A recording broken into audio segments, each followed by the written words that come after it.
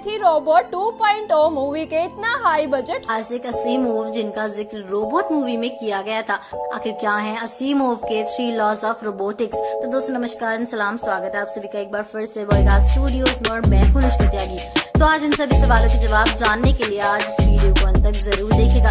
तो दोस्तों आज हम बात करेंगे डायरेक्टर शंकर द्वारा तैयार की गई एक बेहतरीन मूवी फ्रेंचाइज जो कि साइंस फिक्शन जेनर के एक सुपर पेशकश है। तो दोस्तों सुपरस्टार रजनीकांत की रोबोटिक मूवी एंथ्रन उर्फ रोबोट, जिसमें रजनी सर चिट्टी के रोल और डॉक्टर वसीकरण के रोल को निभाते हैं। आज हम बात करेंगे रोबोट मूवी की डिटेलिंग के बारे में, जो कि दोनों रोबोट मूवीज में देखने को मिली है। दोस्तों यकीन मानिए सभी फैक्ट्स आपको बहुत ही ज्यादा शानदार लगने वाले हैं। तो दोस्तों चिट्टी एक रोबोटिक कैरेक्टर है रोबोट मूवी का, और इस मूवी में आइजैक असीमोव नाम के इंसान को ट्रिब्यूट दी गई है, जो कि असल में फादर ऑफ रोबोटिक्स है, जिन्होंने 3 लॉज ऑफ रोबोटिक्स का निर्माण किया है। दोस्तों बता दो कि दुनिया में जितने भी रोबोट तैयार किए जाते हैं वो सभी रोबोट्स को इन 3 रूल्स को फॉलो करना ही होगा एक आइडियल रोबोट कहलाने के लिए, और तीनों ही रूल्स का सेम कंसेप्ट है।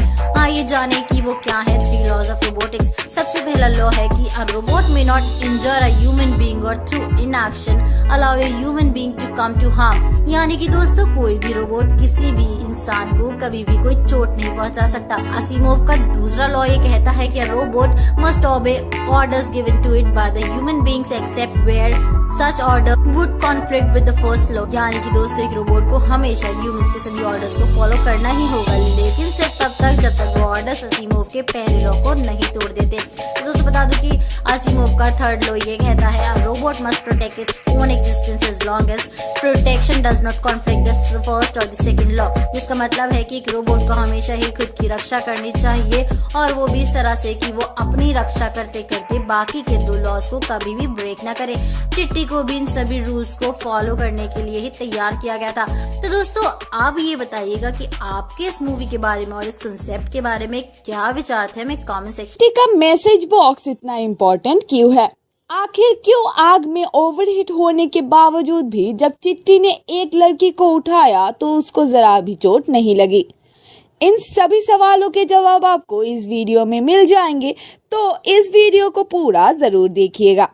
स्वागत है आपका इस वीडियो में, जहां आज हम बात करेंगे डायरेक्टर शंकर द्वारा डायरेक्टेड मूवी एंथ्रन उर्फ रोबोट के बारे में।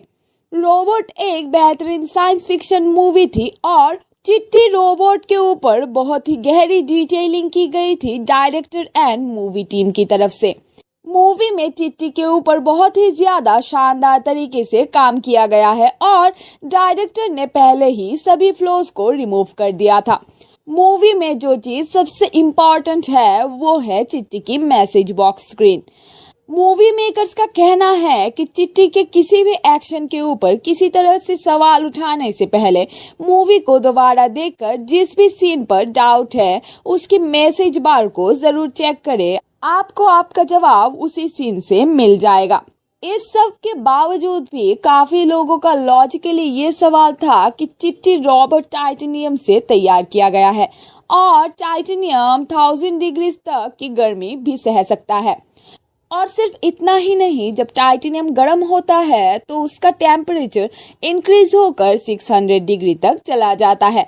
तो रोबोट मूवी में जब चिट्टी बिल्डिंग से एक लड़की को बचाकर बाहर लाते हैं, वो भी उसको अपने हाथों में पकड़कर, तो चिट्टी के टेम्परेचर की वजह से तो उस लड़की को मर जाना चाहिए था। इस सवाल का बखूबी आंसर दिया गया था मेकर्स द्वारा कि जिस वक्त चिट्टी उस लड़की को उठाता है उस वक्त लॉजिकली लड़की की बॉडी को बहुत ज्यादा गर्म ऑब्जेक्ट को टच करने से जलनी चाहिए थी, लेकिन ऐसा कुछ भी नहीं हुआ। इसकी वजह यह है कि जब चिट्टी उस बिल्डिंग में एंटर हुए थे उसी वक्त चिट्टी की स्क्रीन पर यह मैसेज साफ देखा जा सकता था कि कूलेंट वाल्व्स एक्टिवेटेड। यानी कि जैसे ही चिट्टी की बॉडी को एक्सट्रीम टेम्परेचर महसूस हुआ तो उसने खुद ही कूलेंट वाल्व्स यानी कि चिट्टी की बॉडी टेम्परेचर को बैक टू नॉर्मल करने का प्रोसेस शुरू कर दिया था। और यही वजह है कि चिट्टी ने जब उस लड़की को अपने हाथों से उठाया तब उसे कुछ भी नहीं हुआ। ये बिल्कुल वैसे ही है जैसे चिट्टी की स्क्रीन पर ब्लड स्कैन करते वक्त मैसेज आया था analysing DNA. So next time अगर किसी को किसी भी तरह का डाउट हो चिट्टी रोबोट पर तो उसके मैसेज बॉक्स को अच्छे से जरूर देखें। आपके इस मूवी के बारे में और मूवी के कॉन्सेप्ट के बारे में क्या विचार है हमें कमेंट सेक्शन में जरूर बताइएगा। और इसी के साथ खत्म करते हैं ये सिलसिला कहने का कुछ अनकहा और सुनाने का कुछ अनसुना। इस वीडियो को लाइक करना मत भूलना और शेयर भी करना अपने दोस्तों को। और बॉलीवुड की सबसे इस मूवी के रीमेक में नजर आए थे अक्षय। कितना समय लगता था अक्षय कुमार के मेकअप्स के लिए? इन सभी सवालों के जवाब आपको इस वीडियो में मिल जाएंगे, तो इस वीडियो को पूरा जरूर देखिएगा। मैं प्रियंका स्वागत करती हूँ आप सभी का बॉलीवुड स्टूडियोज में, जहां आज हम बात करेंगे डायरेक्टर शंकर द्वारा तैयार की गई एक मास्टरपीस मूवी फ्रेंचाइजी जो कि बॉलीवुड इंडस्ट्री की शान है। हम बात कर रहे हैं सुपरस्टार रजनीकांत की robotic movie robot 2.0 movie Bollywood industry का नायाब हीरा है, जिसे तराशा था डायरेक्टर शंकर ने, और उन्होंने इस मूवी को पूरी तरह से 3D में तैयार किया था, यानी किसी ब्लफ के सहारा लेकर उसे 2D से 3D कन्वर्ट नहीं किया गया। मूवी के VFX और विजुअल इफेक्ट्स के अलावा मूवी के मेन विलन अक्षय कुमार के ऊपर भी बहुत ज्यादा काम किया गया था। अक्षय कुमार रोबोट 2.0 मूवी के मेन विलन थे और फिल्म मेकर्स ने उनके लुक्स पर बहुत काम किया गया था। विलेन पक्षी राजा, जो कि पक्षियों के साथ हो रहा अत्याचार के सख्त खिलाफ थे, क्योंकि नेटवर्क कंपनीज लगातार रेडिएशंस को इंक्रीज करती जा रही थी, जिसका सीधा इफेक्ट बर्ड्स के ऊपर होता था, जिसके पक्षी राजा सख्त खिलाफ थे। अक्षय कैरेक्टर को एक बर्ड लाइक क्रिएचर के रूप में दिखाने के लिए उनको लुक्स को लेकर काफी एक्सपेरिमेंट्स किए गए। उन्हें परफेक्ट लुक देने के लिए मेकअप आर्टिस्ट की एक टीम हर रोज 3.5 घंटे अक्षय के मेकअप पर काम करती थी। अक्षय कुमार ने एक इंटरव्यू में इस बात का खुलासा किया कि पूरी फिल्म के दौरान उनके लिए ये सबसे मुश्किल प्रोसेस था कि हर रोज घंटों तक शांति से बैठकर 3 लोगों को खुद की बॉडी पर काम करते हुए देखना, ताकि प्रोस्थेटिक्स में कोई कमी ना रह जाए। रोबोट 2.0 मूवी में सुपरस्टार थलाइवा रजनीकांत और बॉलीवुड के खिलाड़ी अक्षय कुमार दोनों ने पहली बार एक दूसरे के साथ मिलकर किसी मूवी में काम किया था। दोनों एक्टर्स ने इनडायरेक्टली सेम मूवी जरूर की थी, जैसे कि 2005 में रजनीकांत ने चंद्रमुखी मूवी में जिस किरदार को निभाया था, उसी किरदार को अक्षय कुमार ने बॉलीवुड में तैयार की गई चंद्रमुखी मूवी की रीमेक भूल भुलैया मूवी में निभाया था। आपके इस मूवी के बारे में और इस कॉन्सेप्ट के बारे में क्या विचार है हमें कमेंट सेक्शन में जरूर बताइएगा। तो चलिए खत्म करते हैं ये सिलसिला कहने का कुछ अनकहा और सुनाने का कुछ अनसुना। इसी के साथ खत्म करते हैं आज की वीडियो को। इस वीडियो को लाइक और शेयर करना ना भूलें, साथ ही सब्सक्राइब करें हमारे चैनल बॉलीवुड स्टूडियोज को। आज के स्क्रिप्ट के राइटर हैं अभिषेक मिकी। होने की कौन था मूवी मेकर्स की फर्स्ट चॉइस विलेन रोल के लिए? इन सभी सवालों के जवाब आपको इस वीडियो में मिल जाएंगे, तो इस वीडियो को पूरा जरूर देखिएगा। मैं प्रियंका स्वागत करती हूँ आप सभी का बॉलीवुड स्टूडियोज में, जहां आज हम बात करेंगे बॉलीवुड की ब्लॉकबस्टर मूवी फ्रेंचाइजी रोबोट के बारे में, जिसके अंडर अब तक 2 मूवीज तैयार की गई हैं, रोबोट मूवी और उसका सेकंड पार्ट रोबोट 2.0। रोबोट 2.0 एक बहुत ही शानदार क्रिएशन थी डायरेक्टर शंकर द्वारा। मूवी के पहले पार्ट में डॉक्टर वसीकरण का सबसे बड़ा चैलेंज उन्हीं के द्वारा बनाया गया उनका एडवांस्ड रोबोट चिट्टी था, लेकिन 2.0 मूवी को एक अलग विजन और पर्सपेक्टिव से तैयार किया गया। 2.0 के फिल्म मेकर्स ने पहले मूवी की ऑर्निथोलॉजिस्ट रोल, जो कि चिट्टी और वसीकरण दोनों का ही दुश्मन होने वाला था, इस रोल के लिए मेकर्स की सबसे पहली चॉइस थी हॉलीवुड स्टार अनलोड। मेकर्स ने ये रिवील किया था कि उन्होंने अनलोड को कास्ट करने का सोचा, इवन यहाँ तक कि अनलोड से उनकी बातें और डेट्स का डिस्कशन जारी था, लेकिन कुछ रीजंस की वजह से उनके कॉन्ट्रैक्ट्स कंप्लीट नहीं हो सके, जिसकी वजह से हॉलीवुड और इंडिया का ये कॉन्ट्रैक्ट भी एक कॉन्ट्राडिक्टरी प्रोजेक्ट ही रहा। मूवी के मेन विलन पक्षी राजा के किरदार को आमिर खान के लिए भी रेफर किया गया और उन्हें इस रोल का ऑफर भी दिया गया, लेकिन कहीं ना कहीं ये रोल अक्षय कुमार की किस्मत में ही था और वो बन गए इस मूवी के मेन विलन, और उन्होंने इस रोल को बखूबी निभाया भी। रोबोट 2.0 मूवी इंडिया के one of the most expensive movies में से एक मूवी है। रोबोट 2.0 का एक्चुअल बजट पूरा 570 करोड़ रुपए था, जो कि एक बहुत ही बड़ी अमाउंट है, जिसकी खास वजह थी मूवी में इस्तेमाल हुआ एक्सपेंसिव 3D एडिटिंग, क्योंकि मूवी की तरफ से सबसे बेहतरीन तरीके से फाइनेस्ट सिनेमैटिक एक्सपीरियंस देने के लिए ऑडियंस को, वो भी बिग स्क्रीन पर, फिल्म मेकर्स थोड़ा भी नहीं कतराए और मूवी के बजट के 500 करोड़ क्रॉस होने के बावजूद मूवी को कंप्लीट तैयार किया। उन्होंने हेजिटेशन बिल्कुल भी नहीं अपनी दी अपने पॉकेट्स खाली करने के लिए। मूवी का बजट भले ही 500 करोड़ से ज्यादा हो, लेकिन परफॉर्मेंस उससे भी ज्यादा बेहतरीन रही, जिसकी वजह से बॉक्स ऑफिस कलेक्शन शानदार रहा। रोबो 2.0 के हिस्से में 800 करोड़ रुपीस के कलेक्शन आई, जो कि काबिले तारीफ है। आपके इस मूवी के बारे में और इस कॉन्सेप्ट के बारे में क्या विचार है, हमें कमेंट सेक्शन में जरूर बताइएगा।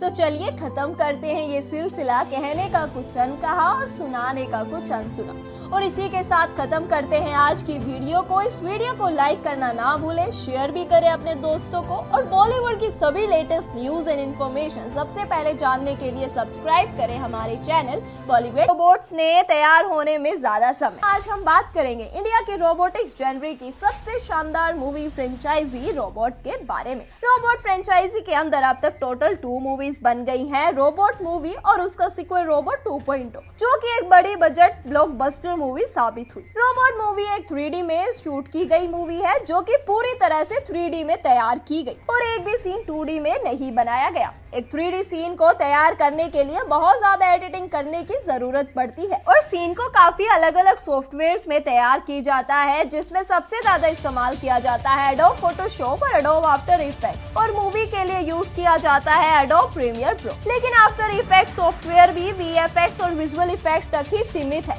और रोबोट जैसी 3D मूवी को तैयार करने के लिए सिर्फ VFX सॉफ्टवेयर से बात नहीं बनती। इसके लिए इस्तेमाल किए जाते हैं 3D सॉफ्टवेयर, जिसके लिए इस्तेमाल किए जाते हैं ऑटोडेस्क, 3ds Max और ऑटोडेस्क माया, जिनमें 3D में कैरेक्टर, सीन्स, यहाँ तक कि पूरा एनवायरनमेंट तैयार किया जा सकता है। मैक्स और माया में किरदार को तैयार करने के बाद उनको ब्लेंडर और स्केचअप जैसे सॉफ्टवेयर्स में और भी ज्यादा ग्रूव किया जाता है और उनकी डिटेलिंग पे काम किया जाता है। रोबोट 3.0 मूवी में भी 3D एडिटिंग के काफी इस्तेमाल होने वाले हैं, जिसमें सबसे ज्यादा काम था मूवी के सबसे खास कैरेक्टर 3.0 मीनो माइक्रोबोट्स, जिन्हें 3D सॉफ्टवेयर्स में तैयार किया गया है। सबसे पहले रोबोट्स को मैक्स और माया सॉफ्टवेयर्स में तैयार किया जाता है और उसके बाद उनमें रिगिंग की और टेक्सचरिंग की जाती है, जिससे पूरे रोबोट तैयार करने के बाद उनकी एडिटिंग करने के बाद उनके सीन्स तैयार किए जाते हैं। उन सीन्स को एडोब आफ्टर इफेक्ट्स का इस्तेमाल करने के बाद उनको फिनिशिंग दी जाती है और मूवीज के लिए परफेक्ट तरीके से तैयार किया जाता है। रोबोट 2.0 में हमने देखा कि 3.0 एक अकेला मीनो माइक्रोबोट नहीं था, बल्कि एक पूरी की पूरी माइक्रोबोट्स की आर्मी थी, जिस वजह से मूवी के 3D सीन्स को बनाने में ज्यादा समय और ज्यादा बारीकी की जरूरत थी, जिस वजह से मूवी के ऊपर 15 VFX कंपनी से भी ज्यादा कंपनीज काम कर रही थी। आपके इस मूवी के बारे में और इस कॉन्सेप्ट के बारे में क्या विचार है, हमें कमेंट सेक्शन में जरूर बताइएगा। इसी के साथ खत्म करते हैं आज की इस वीडियो को लाइक और शेयर जरूर करें, साथ ही अपने दोस्तों के साथ इसे शेयर करें और हमारे चैनल को सब्सक्राइब करना ना भूलें। 2.0 क्रूशियल प्रोजेक्ट क्यों था? क्या अक्षय एक एंटागोनिस्ट के साथ साथ प्रोटोगोनिस्ट भी थे? इन सभी सवालों के जवाब आपको इस वीडियो में मिल जाएंगे, तो वीडियो को पूरा जरूर देखिएगा। मैं प्रियंका स्वागत करती हूँ आप सभी का बॉलीवुड स्टूडियोज में, जहां आज हम बात करेंगे डायरेक्टर शंकर द्वारा बनाई गई मूवी फ्रेंचाइजी रोबोट के बारे में, जिसकी एक्चुअल टाइटल अंतरियान। रोबोट 2.0 मूवी के काफी बड़ी ब्लॉकबस्टर मूवी रही थी, और मूवी के बारे में काफी ऐसे फैक्ट्स हैं जिनके बारे में शायद ही आपने कभी सुना होगा। रोबोट 2.0 रजनीकांत के लिए एक बहुत ही ज्यादा स्पेशल मूवी थी। उन्होंने बताया था कि एंथ्रन यानी कि रोबोट उनके करियर की एक बहुत ही खास मूवी थी, और वो उस मूवी के सीक्वल पे काम 2010 से ही करना चाहते थे। मगर इसके अलावा रोबोट 2.0 मूवी रजनीकांत के करियर और लाइफ के लिए भी एक बहुत ही ज्यादा क्रूशियल मूवी थी, क्योंकि रोबोट 2.0 मूवी से पहले की कुछ मूवी रजनीकांत की अंडर परफॉर्म करी बॉक्स ऑफिस के ऊपर, और उनका पॉलिटिकल और मूवी फ्यूचर टोटली डिपेंडेंट था रोबोट 2.0 की सक्सेस रेशियो के ऊपर। रोबोट 2.0 मूवी अपनी प्रीक्वल मूवी के लगभग 8 साल बाद आई थी, और रजनीकांत ने इस मूवी में भी डबल रोल किया था, और इसमें कोई शक नहीं कि रजनीकांत की परफॉर्मेंस बिल्कुल ही आउटस्टैंडिंग थी।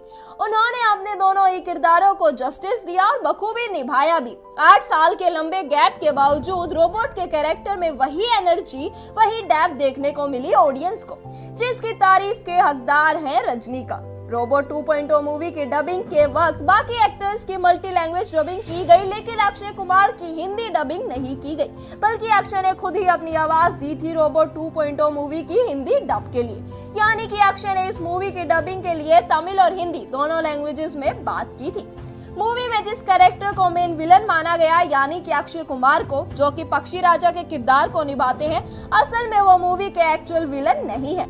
असल में तो वो एक क्लोजेस्ट एनवायरमेंटलिस्ट थे जो कि सख्त खिलाफ थे मोबाइल फोन कंपनीज के, जो कि लगातार रेडिएशंस को इंक्रीज करती रहती है और उन रेडिएशन से सीधा इफेक्ट पड़ता है बर्ड को।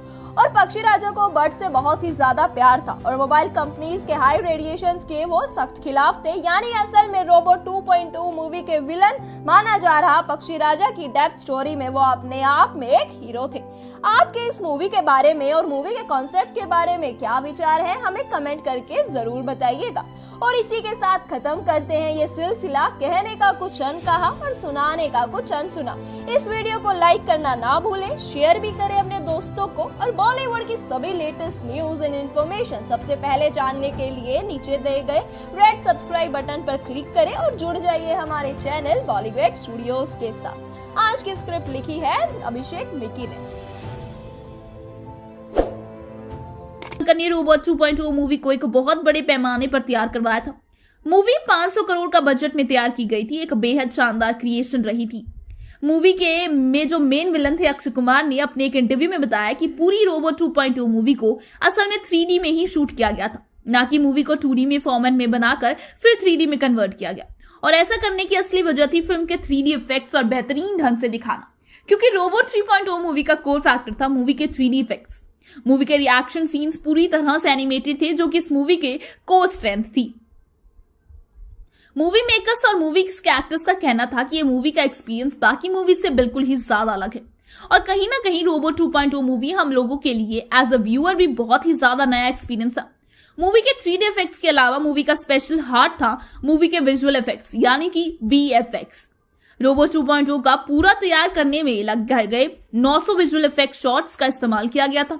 रोबोट 2.0 मूवी को पूरा तैयार करने में और उसके विजुअल इफेक्ट्स को सभी शॉट्स को तैयार करने के लिए मूवी के लिए लगभग 15 VFX कंपनीज ने मिलकर काम किया।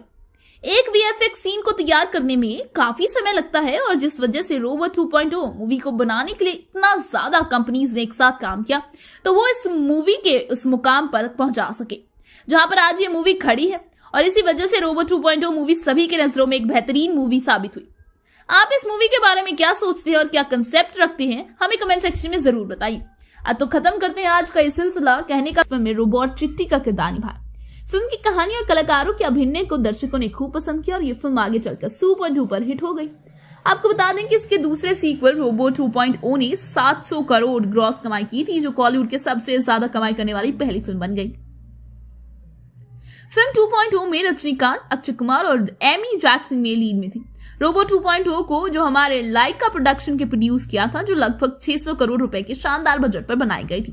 फिल्म में सुधांशु पांडे, आदिल हुसैन, कला भवन सोजन और रियाज खान सपोर्टिंग रोल में थी। रोबोट 2.0 के टेक्निकल क्रू जो हमें संगीतकार AR रहमान, सिनेमाटोग्राफर नीरव शाह और एडिटर एंथनी शामिल थे। रोबोट 2.0 का ट्रेलर लॉन्च के समय निर्देशक शंकर ने एक सवाल के जवाब में कहा 3.0 का फ्यूचर भी आ सकता है। मेरे पास 2.0 के सीक्वल के लिए कुछ नए आइडियाज हैं। अगर मैं एक अच्छा स्क्रिप्ट लिख पाता हूं तो निश्चित रूप से 3.0 हो सकता है। आपको बता दें सुपरस्टार रजनीकांत ने सीक्वल में 2010 में आई फिल्म रोबोट के डॉक्टर वसीकरण और चिट्टी के रूप में अपने रोल को दोहराया था। बॉलीवुड के अक्षय कुमार ने एक पक्षी विज्ञान डॉक्टर पक्षी राज की भूमिका निभाते हुए इस फिल्म के जरिए कॉलीवुड में डेब्यू किया। यह फिल्म में विलन बन गए नजर आए थे और बॉलीवुड के खिलाड़ी कुमार ने एक फिल्म का ध्यान अपनी ओर ले लिया। फिल्म का लुक कुछ ऐसा ही था, जो भी का ध्यान अपनी ओर एक्ट्रेस कर रहा था और जो अट्रैक्ट हुआ, लेकिन पूरा लुक एक कौवे की तरह था जिसका बड़ी बड़ी बहुत सेवत बाल और लाल आंख और साथ ही उन्होंने कौवे के पंखों वाले शैतान जैकेट पहन रखी थी। इस लुक में अक्षय कुमार बहुत ही खतरनाक और जबरदस्त लग रहे थे। एमी जैक्सन की इस फिल्म में एक महत्वपूर्ण भूमिका निभाते नजर आए थे। एमी जैक्सन फिल्म में रोबोट के रोल में थी। आपको बता दें कि फिल्म के दूसरे हाफ में वसीकरण के आदेश पर बर्डमैन से लगने के लिए चिट्टी के 2.0 वर्जन को रीबूट करता है। आप इस फिल्म में चिट्टी का 3.0 वर्जन भी देख सकते हैं और ये छोटे थलाई व माइक्रो रोबोट्स होते हैं। ऐसा लगता है जैसे रजनीकांत को सभी स्वैगर और इस छोटी लाल रोबोट में पैक कर दिया है। 3.0 वर्जन रोबोट्स फिल्म के कबूतर की सवारी करता है और बैटमैन को इशारे से कहता है कि माइक्रो रोबोट्स पक्षियों को मारने जा रहे हैं। शंकर ने फिल्म में यह दिखाकर 3.0 की शुरुआत की थी, जिसके बाद दर्शकों को लगा कि इसका एक और सीक्वल आ सकता है। रोबोट 2.0 फिल्म में 3.0 का सरप्राइज भी है और साथ ही फिल्म के सीक्वल की पूरी गुंजाइश भी छोड़ी गई। 2.0 फिल्म में सोशल मैसेज देते हुए अक्षय ने फोन के जो रेडिएशन से मरने वाले पक्षियों को बचाने के लिए एक डेविल का अवतार लेते हैं, पर बाद में रोबोट चिट्टी के हाथों मारे जाते हैं। पूरी फिल्म में उनका यह अनेका मैसेज सभी को बेहद पसंद आया, जिसके चलते ही यह फिल्म पिछले साल की फिल्म सुपरहिट हो गई। शंकर ने पूरी फिल्म में कहीं भी अपने पकड़ ढीली नहीं पड़ने दी। इसके बाद दर्शक तीसरे पार्ट को लेकर बेसब्री से इंतजार करें। लेकिन दोस्तों, क्या आप जानते हैं कि आपका इंतजार अब खत्म हो चुका है? रोबोट 3.0 का सीक्वल अब रोबोट 3.0 आने वाला है और जल्द ही यह फिल्म सिनेमाघरों में लगती हुई नजर आएगी। फिल्म की कहानी पर काम शुरू हो गया और इस बार की कहानी से पिछली बार चिट्टी के साथ दिखाई दे रही किटी रोबोट पर हुई फिल्म बनाई जा सकती है, जिसमें चिट्टी रोबोट को फीमेल गर्लफ्रेंड को आगे चलकर बुरी बन जाती है और पूरी दुनिया को अपने बस में करना चाहती है। फिर बाद में उसे रोकने और दुनिया को बचाने के लिए चिट्टी रोबोट को भेजा जाएगा, जो खुद ही उसके साथ मिल जाएगा। इस फिल्म देखने वाली बात यह होगी कि चिट्टी रोबोट अपने दोस्तों का साथ देता है या पूरी दुनिया को बचाता है। खैर, इसके बारे में तो इस फिल्म को देखने के बाद ही पता चलेगा, या हो सकता है कि फिल्म की कहानी आगे चलकर चेंज हो जाए।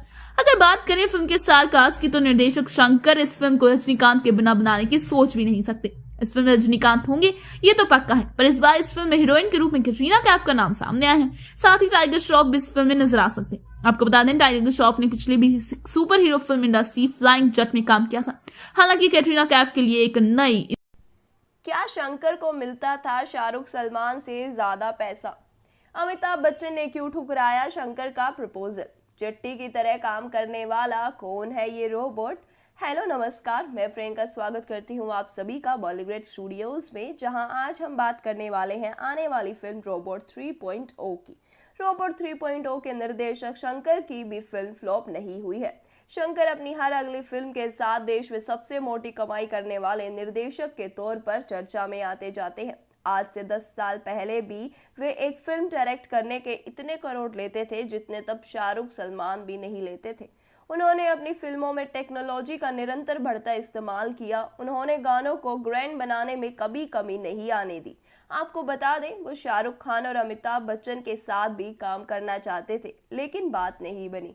रोबोट की कहानी उन्होंने शाहरुख को सुनाई थी, लेकिन बात नहीं बनी। दोबारा उन्होंने रोबोट के सीक्वल 2.0 के लिए आमिर से बात की, वहां भी बात नहीं बनी।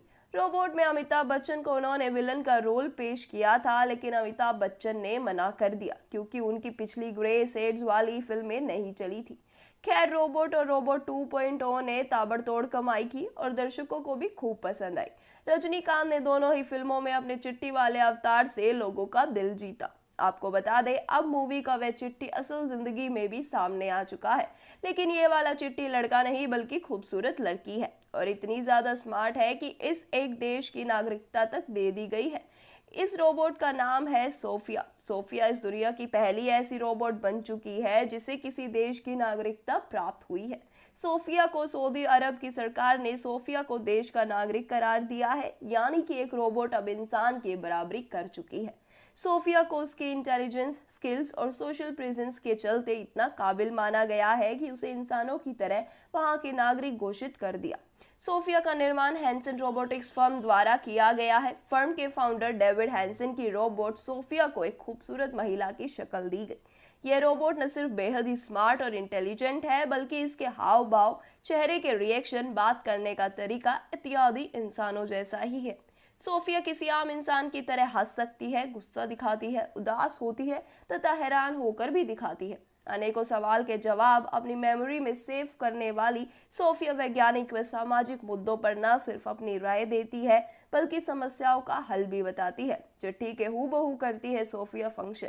अब 3.0 में शंकर कौन सा VFX और नया तकनीक लाने वाले हैं? अब भी जब चिट्टी ने एक लड़की को उठाया तो उसको जरा भी चोट नहीं लगी। इन सभी सवालों के जवाब आपको इस वीडियो में मिल जाएंगे, तो इस वीडियो को पूरा जरूर देखिएगा। स्वागत है आपका इस वीडियो में, जहां आज हम बात करेंगे डायरेक्टर शंकर द्वारा डायरेक्टेड मूवी एंटरन उर्फ रोबोट के बारे में। रोबोट एक बेहतरीन साइंस फिक्शन मूवी थी और चिट्टी रोबोट के ऊपर बहुत ही गहरी डिटेलिंग की गई थी डायरेक्टर एंड मूवी टीम की तरफ से। मूवी में में चिट्टी के ऊपर बहुत ही ज्यादा शानदार तरीके से काम किया गया है और डायरेक्टर ने पहले ही सभी फ्लॉज को रिमूव कर दिया था। मूवी में जो चीज सबसे इम्पोर्टेंट है वो है चिट्टी की message box screen. Movie makers का कहना है कि चिट्टी के किसी भी एक्शन के ऊपर किसी तरह से सवाल उठाने से पहले मूवी को दोबारा देखकर जिस भी सीन पर डाउट है उसकी मैसेज बार को जरूर चेक करें। आपको आपका जवाब उसी सीन से मिल जाएगा। इस सब के बावजूद भी काफी लोगों का लॉजिकली ये सवाल था, चिट्टी रोबोट टाइटेनियम से तैयार किया गया है और टाइटेनियम 1000 डिग्री तक की गर्मी भी सह सकता है। और सिर्फ इतना ही नहीं, जब टाइटेनियम गर्म होता है तो उसका टेम्परेचर इंक्रीज होकर 600 डिग्री तक चला जाता है। तो रोबोट मूवी में जब चिट्टी बिल्डिंग से एक लड़की को बचाकर बाहर लाते हैं, वो भी उसको अपने हाथों में पकड़कर, तो चिट्टी के टेम्परेचर की वजह से तो उस लड़की को मर जाना चाहिए था। इस सवाल का बखूबी आंसर दिया गया था मेकर्स द्वारा कि जिस वक्त चिट्टी उस लड़की को उठाता है उस वक्त लॉजिकली लड़की की बॉडी को बहुत ज्यादा गर्म ऑब्जेक्ट को टच करने से जलनी चाहिए थी, लेकिन ऐसा कुछ भी नहीं हुआ। इसकी वजह ये है कि जब चिट्टी उस बिल्डिंग में एंटर हुए थे उसी वक्त चिट्टी की स्क्रीन पर ये मैसेज साफ देखा जा सकता था कि कूलेंट वाल्व्स एक्टिवेटेड, यानी कि जैसे ही चिट्टी की बॉडी को एक्सट्रीम टेम्परेचर महसूस हुआ तो उसने खुद ही कूलेंट वाल्व्स यानी कि चिट्टी की बॉडी टेम्परेचर को बैक टू नॉर्मल करने का प्रोसेस शुरू कर दिया था। और यही वजह है कि चिट्टी ने जब उस लड़की को अपने हाथों से उठाया तब उसे कुछ भी नहीं हुआ। ये बिल्कुल वैसे ही है जैसे चिट्टी की स्क्रीन पर ब्लड स्कैन करते वक्त मैसेज आया था analysing DNA. So next time अगर किसी को किसी भी तरह का डाउट हो चिट्टी रोबोट, तो उसके मैसेज बॉक्स को अच्छे से जरूर देखें। आपके इस मूवी के बारे में और मूवी के कॉन्सेप्ट के बारे में क्या विचार है हमें कमेंट सेक्शन में जरूर बताइएगा। और इसी के साथ खत्म करते हैं ये सिलसिला कहने का कुछ अनकहा और सुनाने का कुछ अनसुना। इस वीडियो को लाइक करना मत भूलना और शेयर भी करना अपने दोस्तों को। और बॉलीवुड की सबसे लेटेस्ट न्यूज एंड इन्फॉर्मेशन सबसे पहले जानने के लिए नीचे दिए गए रेड सब्सक्राइब बटन पर क्लिक करें और जुड़ जाइए हमारे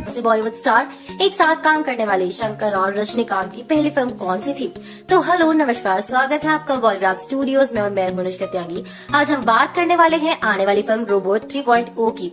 दोस्तों आपको बता दूं कि शनमुगन शंकर एक बहुत अच्छे निर्देशक और लेखक है जिन्होंने लाखों लोगों का दिल जीता है। फिल्म में आने से पहले शंकर एक क्वालिटी कंट्रोलर सुपरवाइजर थे। एक इंटरव्यू में शंकर ने कहा कि जब वो अपना फोन उठाते हैं तो वो हमेशा खुद को शंकर द डायरेक्टर कहकर इंट्रोड्यूस करते हैं। रजनीकांत और कमल हसन जैसे तमिल सिनेमा के दिग्गजों के साथ काम करने के बाद शंकर ने खुद को लेजेंड का दर्जा दिया है। चलिए आज बात करते हैं इनके 11 बेस्ट फिल्मों के बारे में। तो दोस्तों पहली फिल्म है जेंटलमैन। शंकर के निर्देशन में बनी ये पहली फिल्म बॉक्स ऑफिस पर ब्लॉकबस्टर बन गई थी और इसे पॉजिटिव रिव्यूज मिले थे। उस समय में हाई बजट में बनी फिल्म को इसके प्लॉट और थीम के लिए काफी सराहना मिली थी। फिल्म में AR रहमान ने म्यूजिक दिया था। अर्जुन सर्जा और मधु की मेन लीड में बनी इस फिल्म ने कई राज्य पुरस्कार और फिल्म फेयर मिले थे। अब बात करते हैं उनकी दूसरी हिट फिल्म कदालन के बारे में, जिसमें प्रभुदेवा और नगमा मेन रोल में थे, जिसे भी कई प्रशंसा मिली थी। अब दोस्तों बता दूं कि गानों में CGI के उपयोग के लिए फिल्म को सराहा गया था। भारतीय सिनेमा में इस तरह की तकनीक का इस्तेमाल करने वाले पहले शंकर ही थे और उनके साहसी कदम के लिए सराहा गया था उनको। फिल्म में संगीत AR रहमान ने ही दिया था। दोस्तों बता दूं कि फिल्म को 4 राष्ट्रीय फिल्म पुरस्कार मिले थे। तीसरी साइकोलॉजिकल थ्रिलर फिल्म अनियन भ्रष्टाचार के कारण आम आदमी के सामने आने वाली समस्याओं के लिए एक नई धारणा लेकर आई है जो उसके चारों ओर घूमती है। फिल्म में विक्रम ने कानून के पालन करने वाले वकील के रूप में एक्ट किया जिसे मल्टीपल पर्सनालिटी डिसऑर्डर है। स्टार कास्ट में साधा, विवेक, प्रकाश राज, नेतुमुदी वेणु और नासिर शामिल थे। फिल्म में म्यूजिक हरीश जयराज ने दी थी। शंकर के इस फिल्म को एक शानदार प्रतिक्रिया मिली। अब शंकर इसका हिंदी वर्जन लेकर आ रहे हैं जिसमें रणवीर सिंह नजर आने वाले हैं। चौथी फिल्म अपने बड़े बजट के लिए जानी जाती है। शंकर की फिल्म एथिरन यानी कि रोबोट, जिसे बनाने में लगभग 10 साल लगे थे। एथिरन में शंकर ने शानदार एनिमेशन और VFX का इस्तेमाल किया। इस फिल्म में सुपरस्टार रजनीकांत और ऐश्वर्या राय बच्चन मेन लीड में थे। शंकर की एथिरन फिल्म रिलीज के समय सबसे महंगी फिल्म थी और लोगों ने इसे खूब पसंद किया था। खासकर रजनीकांत के परफॉर्मेंस और ब्रिलियंट स्पेशल इफेक्ट के चलते इस फिल्म ने 2 राष्ट्रीय फिल्म पुरस्कार सहित कई पुरस्कार जीते थे। 5वीं फिल्म एथिरन की सीक्वल है जो कि है रोबोट 2.0, जिसने सारे रिकॉर्ड्स तोड़ दिए थे। दोस्तों VFX की बात तो पूछिए ही मत, बहुत ही शानदार VFX का इस्तेमाल किया गया था। इस फिल्म में रजनीकांत और बॉलीवुड के खिलाड़ी कुमार अक्षय कुमार थे। लोगों ने इस फिल्म को बहुत पसंद किया था। अगली फिल्म है शिवाजी द बॉस। ये एक साथ काम करने वाले शंकर और रजनीकांत की पहली फिल्म थी जिसने फिर से भ्रष्टाचार पर प्रकाश डाला, जिसके चलते ईमानदार व्यक्ति को मुश्किल होती है। दोस्तों बता दो कि फिल्म में श्रेया शरण और विवेक ने भी महत्वपूर्ण भूमिका निभाई थी। फिल्म एक ब्लॉकबस्टर हिट बन गई थी। फिल्म को राष्ट्रीय पुरस्कार के साथ साथ फिल्म फेयर और विजय पुरस्कार भी मिले थे। 7वीं फिल्म मुधलवन है जिसमें अर्जुन सर्जा, मनीषा कोइराला और रघुवरन लीड रोल में थे। बाद में इस फिल्म को हिंदी में बनाया गया था जिसका नाम था नायक, जिसमें अनिल कपूर और रानी मुखर्जी लीड रोल में थे। फिल्म एक ब्लॉकबस्टर हिट थी और 200 दिनों तक सिनेमाघरों में चली और कई राज्य पुरस्कार जीते। अब बात करते हैं फिल्म आई की। ये फिल्म विक्रम और एमी जैक्सन स्टारर है। दोस्तों बता दूं कि इंडस्ट्री में शंकर जैसे फिल्मकार होने पर कुछ भी कम होने की उम्मीद नहीं की जा सकती। फिल्म की प्लॉट अच्छी तरह से लिखी गई थी और यहाँ तक कि मिलीजुली रिस्पॉन्स के बाद आई बॉक्स ऑफिस पर सफल रही और दर्शकों से जबरदस्त प्रतिक्रिया मिली थी। दोस्तों शंकर और विक्रम की साझेदारी ने हमेशा प्रशंसकों को स्क्रीन पर जादू दिखाया है। तो दोस्तों अगली फिल्म इंडियन है। इसमें भी फिल्म निर्माता भ्रष्टाचार नामक समस्या पर प्रकाश डालते हैं। फिल्म इंडियन में कमल हसन ने डबल रोल निभाया है और इस फिल्म में मनीषा कोइराला, उर्मिला मातोंडकर, सुकन्या और गुंदामणि भी नजर आए हैं। ये फिल्म एक ब्लॉकबस्टर हिट बन गई थी और इसके प्लॉट के लिए इसे काफी सराहना मिली थी। फिल्म एक 70 साल के बूढ़े के इर्द गिर्द घूमती है। 70 वर्षीय कमल हसन देश में बढ़ते भ्रष्टाचार से नाराज है और सभी भ्रष्ट अधिकारियों को मारना और राष्ट्र में स्वस्थता लाना उनका मकसद है। अगली फिल्म है बाल। शंकर द्वारा निर्देशित इस फिल्म में सिद्धार्थ, जनेलिया डिसूजा, भरत नकुल और साई श्रीनिवास थमन थे। फिल्म का प्लॉट यूथ के ऊपर था जिसमें वो अपने करियर प्लान से डिस्ट्रैक्ट हो जाते हैं और इसी फिल्म के इर्द गिर्द घूमता है और फिल्म में एजुकेशन और करियर पर फोकस करने के बारे में बताया गया है, जिसे अक्सर रोमांस के चक्कर में यूथ भूल जाता है। ट्रैक को स्टार AR रहमान ने डायरेक्ट किया था। आखिरी film non one blockbuster Hindi film 3 idiots का साउथ वर्जन था। नन वन भी बॉक्स ऑफिस पर दिल जीतने में कामयाब रही। फिल्म में विजय जी, श्रीकांत, इलियाना डिक्रूज, सत्यन और सत्यराज ने निभाया था। फिल्म का म्यूजिक स्कोर हारिस जयराज ने बनाया था। फिल्म को इसके प्लॉट के लिए आलोचनात्मक प्रशंसा भी मिली थी। दोस्तों बता दूं कि शंकर की अब आने वाली फिल्म 3.0 का इंतजार है। आज के लिए बस इतना ही। आपसे मिलेंगे फिर एक नई वीडियो के साथ में। अगर आपको ये वीडियो पसंद के कास्ट के लिए कॉस्ट्यूम डिजाइन रॉकी स्टार और अक्षय कुमार एक दूसरे को 2.0 से पहले कैसे जानते थे। हेलो फ्रेंड्स, आप देख रहे हैं पॉलीग्राफ स्टूडियोज। मैं हूं सोनिका जाल। दोस्तों जल्द ही कहा जा रहा है कि रोबोट 2.0 के बाद 3.0 में काम किया जाएगा। आपको बता दें रोबोट 2.0 में रॉकी स्टार ने कॉस्ट्यूम डिज़ाइन किया था। अब वो शंकर के अगली सीक्वल में भी यही काम कर रहे हैं। 2.0 के कॉस्ट्यूम डिज़ाइनर रॉकी स्टार का कहना है कि वो नई साइंस फिक्शन फिल्म में भी काम करेंगे। उन्होंने बताया कि जब वो 2.0 में काम कर रहे थे और जब वो डायरेक्टर से मिले तो उन्हें नहीं पता था कि ये सबसे बड़ी फिल्म बन जाएगी। रॉकी स्टार ने बताया कि मुझे नहीं पता था कि इसमें इतने बड़े पात्र होंगे। उन्होंने बस मुझे बताया कि एक फिल्म है जैसे मैं कर रहा हूँ, क्या आप इसे करना चाहेंगे। और जब शंकर सर आपसे पूछेंगे कि आप इसे करना चाहेंगे तो कौन मना करेगा, क्योंकि वो इतने महान निर्देशक है। फिर उन्होंने मुझे बताया कि रजनीकांत सर फिल्म में हैं, इसीलिए मैंने एक लेजेंड के साथ काम करने का मौका नहीं गंवाना चाहा। मैं पहले से ही बहुत ज़्यादा एक्साइटेड था।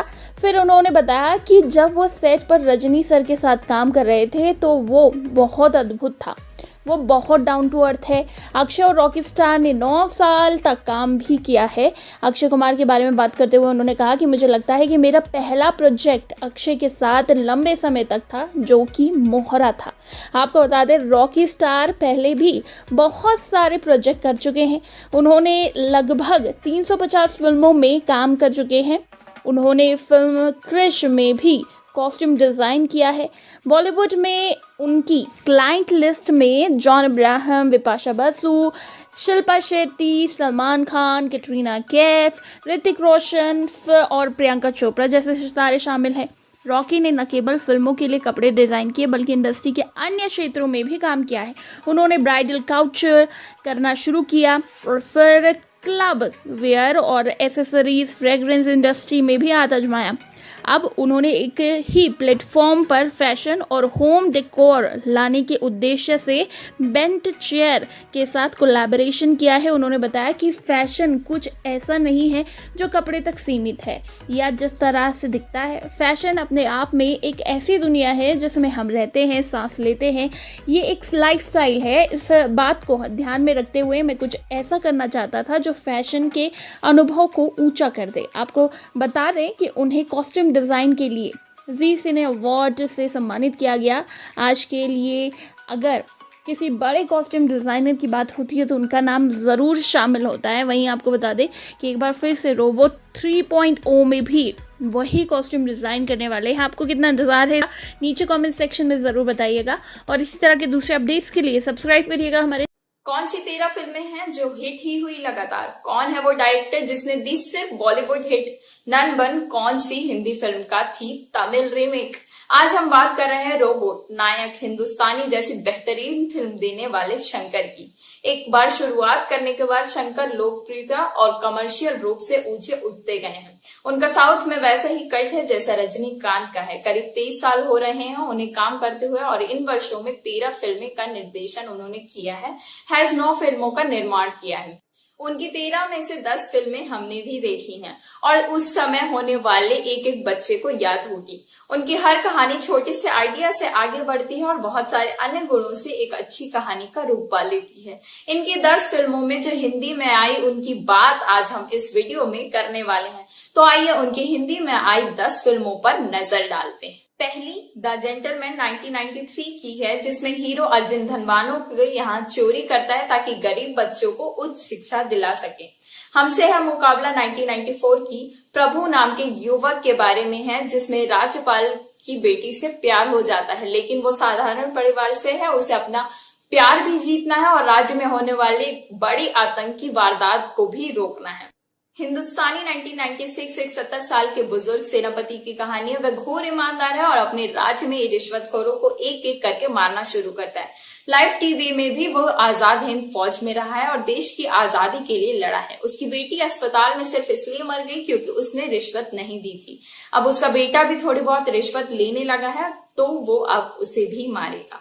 जीन्स 1998 में अमेरिका में बसा एक तमिल रेस्टोरेंट व्यापारी है, जिसके 2 जुड़वा बेटे हैं और मेडिकल की पढ़ाई कर रहे हैं। दोनों एक जैसे दिखते हैं और एक ही लड़की मधुमिता के प्रति आकर्षित हो जाते हैं। बाद में एक भाई रास्ते से हट जाता है तो पिता शादी से इनकार कर देता है, क्योंकि पिता भी 2 जुड़वा भाई थे और शादी के बाद उनका भी घर बिखरा था। नायक 2001 में आई एक ईमानदार पत्रकार शिवाजी राव की कहानी, जो राज्य के मुख्यमंत्री का इंटरव्यू लेता है और एक एक सवाल में उसके घोटाले उजागर कर देता है।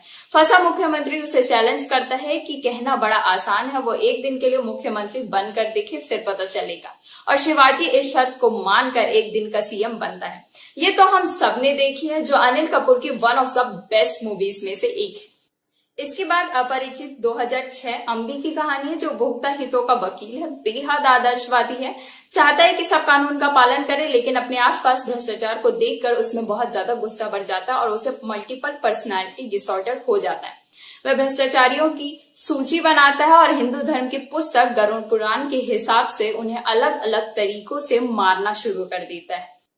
7वीं हिंदी फिल्म है शिवाजी। इसी नाम वाले नायक की कहानी है, जो अमेरिका से अपने राज्य लौटा है। सॉफ्टवेयर इंजीनियर है, पढ़ाई व इलाज के लिए अस्पताल बनाना चाहता है, लेकिन एक भ्रष्ट राजनेता उसे ऐसा करने नहीं दे रहा और अब शिवाजी उसे अपने तरीके से सुलझाता है। अब बारी है रोबोट 2010 की, जो एक वैज्ञानिक अपनी ही शक्ल वाला एंड्रॉइड रोबोट बनाता है, लेकिन वो रोबोट इंसानों की तरह इमोशन और समझने की शक्ति विकसित कर लेता है और इस वैज्ञानिक की प्रेमिका के प्रेम में पड़ जाता है। बाद में वो ही इंसानों के विनाश पर उतर आता है।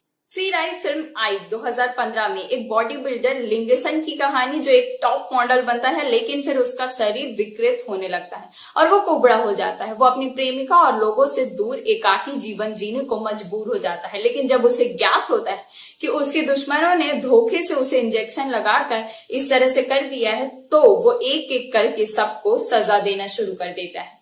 10वीं फिल्म रोबोट 2.0 है। 2018 में बनी ये फिल्म रोबोट की आगे की कहानी है। इसमें वैज्ञानिक और उसका रोबो है और इस बार उनका सामना दोस्त डॉक्टर रिचर्ड से होता है। शंकर के निर्देशन में सिर्फ बॉयज ही ऐसी तमिल फिल्म रही है जो हिंदी में नहीं लगी। एक अन्य फिल्म नन 1 थी, जो 3 इडियट्स की तमिल रीमेक थी। और अब शंकर के निर्देशन में ही रोबोट 3.0 आने वाली है, जिसमें पहले से ज्यादा तकनीकों का प्रयोग होने वाला है। अब की बार रोबोट पहले की सभी रोबोट से ज्यादा खतरनाक साबित होगा। अब वो इंसानों को मारता है या फिर जानवर को इंसान बनाता है, ये तो रोबोट 3.0 को देखने से ही पता चलेगा। अगर रिकॉर्ड देखें तो शंकर की कोई भी फिल्म फ्लॉप नहीं हुई है। किसी ने भी प्रोड्यूसर निर्माताओं को घाटा नहीं दिया है। शंकर अपनी हर अगली फिल्म के साथ देश के बॉलीवुड समेत सबसे मोटी कमाई करने वाले निर्देशक के तौर पर चर्चा में आते जाते रहते हैं। उम्मीद करते हैं रोबोट 3.0 भी इसी सूची में शामिल होगी। तो आपको क्या लगता है, कैसी होगी रोबोट 3 की कहानी? क्या ये पहले के रिकॉर्ड तोड़ पाएगी? हमें कमेंट सेक्शन में जरूर बताइएगा। और हाँ, हमारे चैनल बॉलीग्रेड क्या होते हैं शंकर की फिल्मों के एक्स फैक्टर? शंकर हमेशा उस टाइम में चल रहे एक्टर्स को ही क्यों लेते हैं अपनी फिल्मों में? शंकर ने ऐसा क्या किया था जो हुआ था भारतीय इतिहास में पहली बार? नमस्कार दोस्तों, मैं हूं पंखुरी और स्वागत है आप सबका बॉलीग्रैड स्टूडियोज में। आज हम फिर रोबोट फ्रेंचाइजी के मशहूर डायरेक्टर शंकर की बात करेंगे। हमने अपनी पिछली वीडियो में इनकी फिल्मों की बात की थी, जिनमें 13 फिल्में शामिल थी और देखा जाए तो उनकी कोई भी फिल्म फ्लॉप नहीं हुई है। किसी ने प्रोड्यूसर्स और निर्माताओं को घाटा नहीं दिया है। शंकर अपनी हर अगली फिल्म के साथ देश के बॉलीवुड समेत सबसे मोटी कमाई करने वाले निर्देशक के तौर में चर्चा में आ जाते हैं। आज से 10 बरस पहले शंकर एक फिल्म डायरेक्ट करने के इतने करोड़ लेते थे जितने तब शाहरुख सलमान भी नहीं लेते थे। उन्होंने अपनी फिल्मों में टेक्नोलॉजी का लगातार अच्छा इस्तेमाल किया। उन्होंने गानों को अच्छा दिखाने में कभी भी कमी नहीं आने दी। बैकग्राउंड डांसर सदा बढ़ते रहते।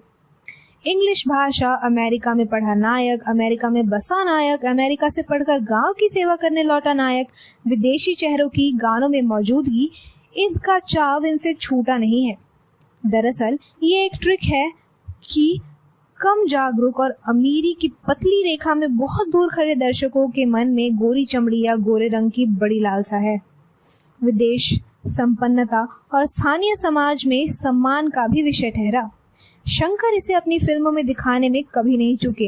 यही वजह है कि अपनी फिल्म आई में ऑडियो लॉन्च पर सितंबर 2014 में उन्होंने आर्नोल्ड श्रोडिंगर को बुलाया था।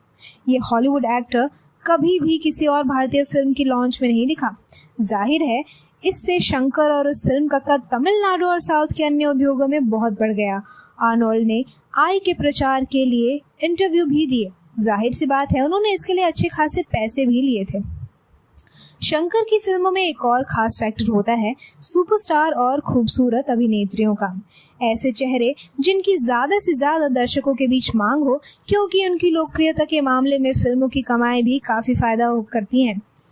कमल हसन, प्रभुदेवा, अर्जुन सर्जा, मधु, नगमा, मनीषा कोइराला, ऐश्वर्या राय, अनिल कपूर, रजनीकांत, विक्रम, अक्षय कुमार उनकी फिल्मों में रहे हैं। अब आने वाली फिल्म रोबोट 3.0 में भी शंकर ऐसे ही चेहरों को ढूंढ रहे हैं जो लोगों के बीच काफी लोकप्रिय हो। अब इन नामों में टाइगर, आमिर, अक्षय, नोरा शामिल है। आमिर और टाइगर से रोबोट के रोल की बात हो रही है, जबकि नोरा को फीमेल अट्रैक्शन के लिए मूवी में लिए जाने की बात हो रही है।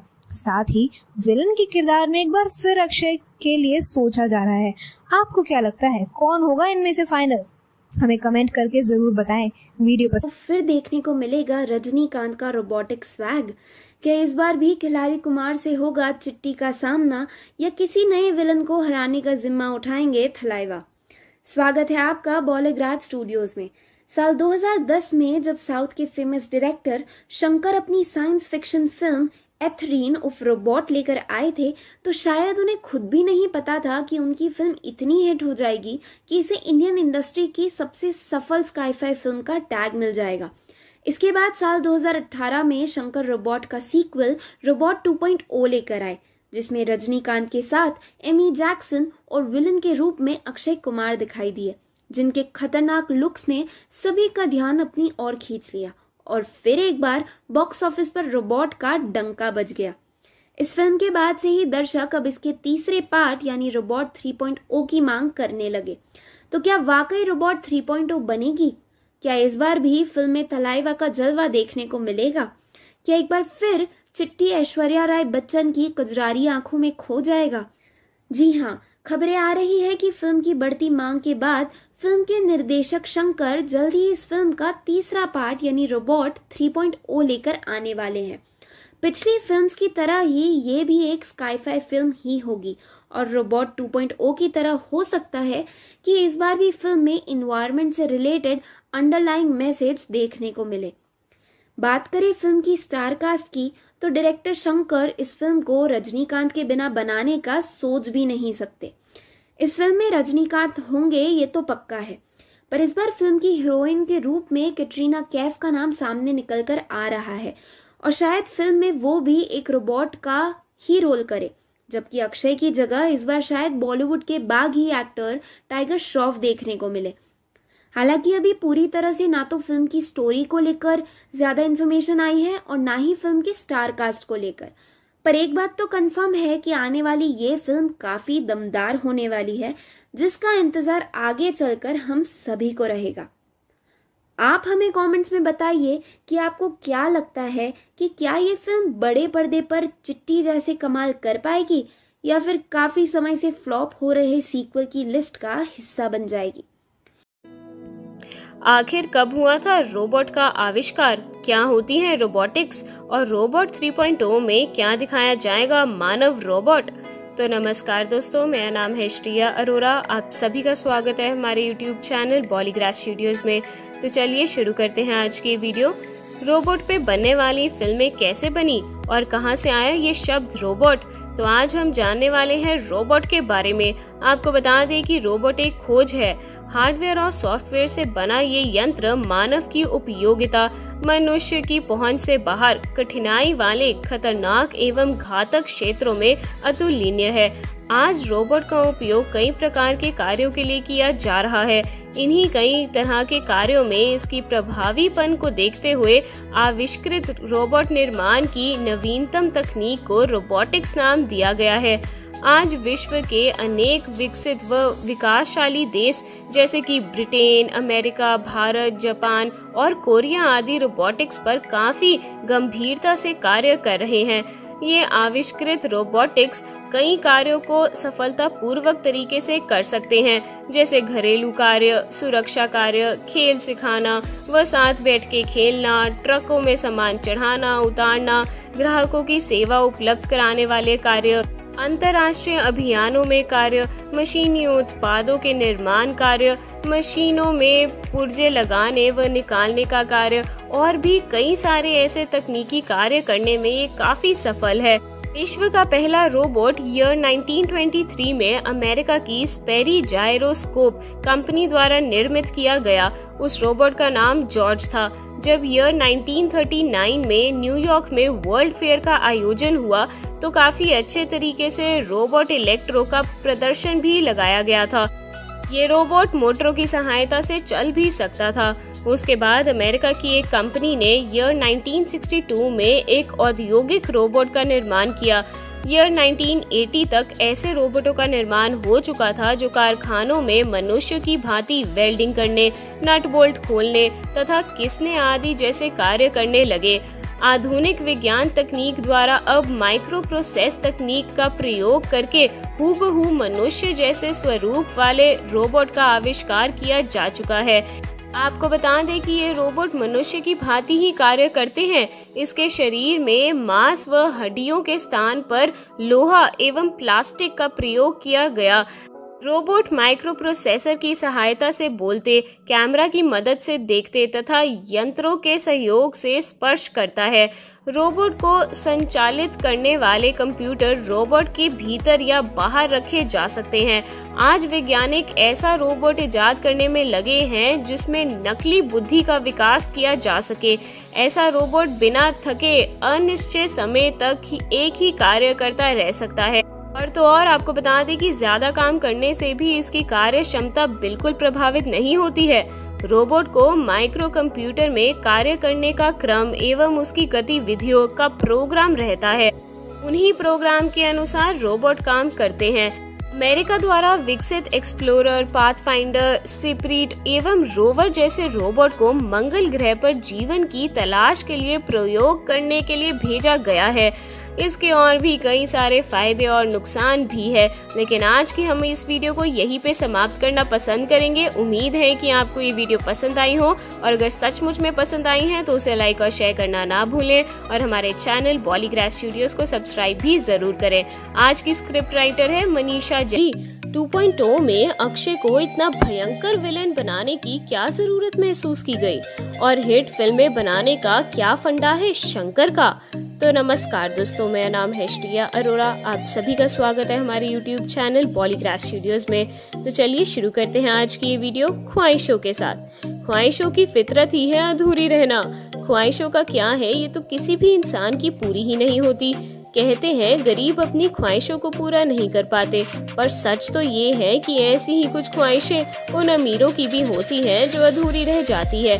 ऐसी ही कुछ ख्वाहिश थी रोबोट फ्रेंचाइजी के डायरेक्टर शंकर की।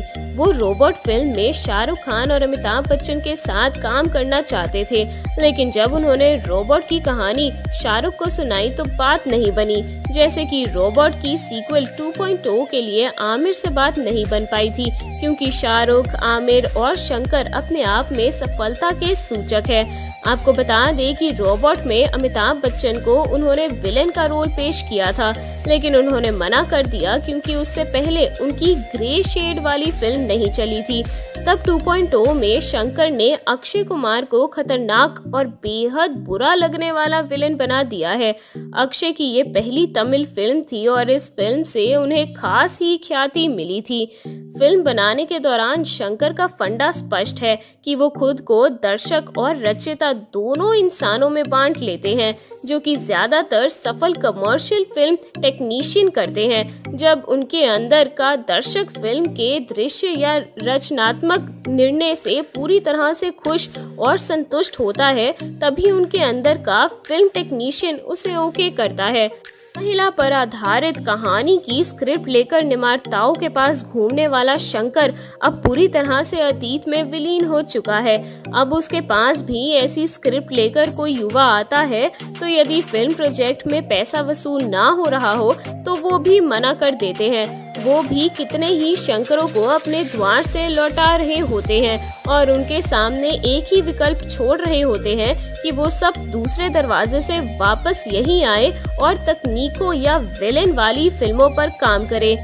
ऐसी फिल्में बच्चों के बचपन का नॉस्टैल्जिया बन जाती हैं, युवा लड़के लड़कियों की फैंटेसी बन जाती है, लेकिन वयस्क होने पर अपने आसपास जो समस्याएं उन्हें दिखती हैं, उनका समाधान शंकर के विजिलेंटे नायक और उनका स्ट्रीट जस्टिस कभी नहीं कर पाते हैं।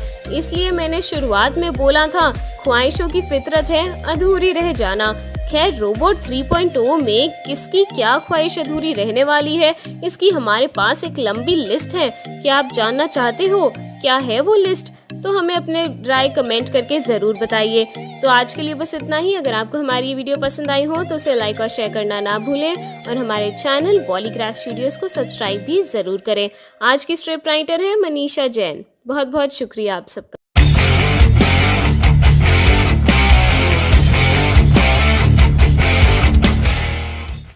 तो आखिर कौन है ये नंदूलाला? रजनीकांत जी ने कौन सा किस्सा सुनाया जिसे सुन ठहाके मारने लगे थे अमित जी? 3.0 में क्या नजर आने वाली है ऐश्वर्या? तो दोस्तों नमस्कार, स्वागत है आपका बॉलीग्रास स्टूडियोज में और मैं हूं निष्का त्यागी। आज हम बात कर रहे हैं रोबोट 3.0 के सबसे पहले पार्ट की, जिसका एक मजेदार किस्सा आपके लिए लेकर आए हैं। अब मजेदार है तो इसका मतलब ये है कि इसमें सिर्फ एक्टर और एक्ट्रेस नहीं, कोई और भी शामिल है। अब वो कौन है, इसके लिए ये वीडियो पूरी देखनी पड़ेगी आपको। तो दोस्तों बता दूं कि 12 साल पहले रजनीकांत ऐश्वर्या राय की साथ में फिल्म आई थी जिसका नाम था रोबोट। ये फिल्म हिंदी में आई थी और फिल्म का ओरिजिनल टाइटल था एंथिरन। इस फिल्म के प्रमोशन के दौरान रजनीकांत ने एक किस्सा सुनाया था जिसमें उनके भाई के पड़ोस में रहने वाला एक राजस्थानी फैन इस बात से हैरान रह गया था कि ऐश्वर्या के साथ फिल्म में हीरो रजनीकांत है। जब रजनीकांत इस किस्से को सुना रहे थे तब अमिताभ बच्चन जी वहां मौजूद थे, जो रजनी की बात सुनकर ठहाका मारकर हंस पड़े थे। और दोस्तों अभी हाल ही में रजनी, बिग बी और ऐश का ये वीडियो सोशल मीडिया पर काफी वायरल हो रहा है। तो दोस्तों बता दूं कि रजनीकांत वीडियो में बता रहे हैं कि ये किस्सा बेंगलुरु का है। वो अपने बड़े भाई से मिलने के लिए गए थे, जहां उनके पड़ोस में एक राजस्थानी फैन रहता था। वो रजनी से मिलने आया, उसका नाम नंदूलाला था और उसकी उम्र करीब 60 साल की थी। जब उसने थलाइवा को देखा तो कहा, और रजनी क्या हाल, बाल वाल सब क्या हो गया? इस पर रजनी ने जवाब दिया, झड़ गए, छोड़ दो। इसके बाद नंदूलाल ने पूछा, अब रिटायर्ड लाइफ एंजॉय कर रहे हो? तब रजनी ने उनसे कहा, अभी एक पिक्चर में काम कर रहा हूँ। तो दोस्तों इस बीच फैन ने फिर पूछा कि अच्छा कौन सी फिल्म है? तब रजनीकांत ने बताया कि रोबोट। फिर उन्होंने हीरोइन के तौर पर ऐश्वर्या का नाम लिया। इसके बाद नंदूलाल बहुत खुश होकर बोले, ऐश्वर्या राय कमाल की लड़की है, फैंटास्टिक, लेकिन हीरो कौन है? तब रजनी ने जवाब दिया, मैं हूँ हीरो।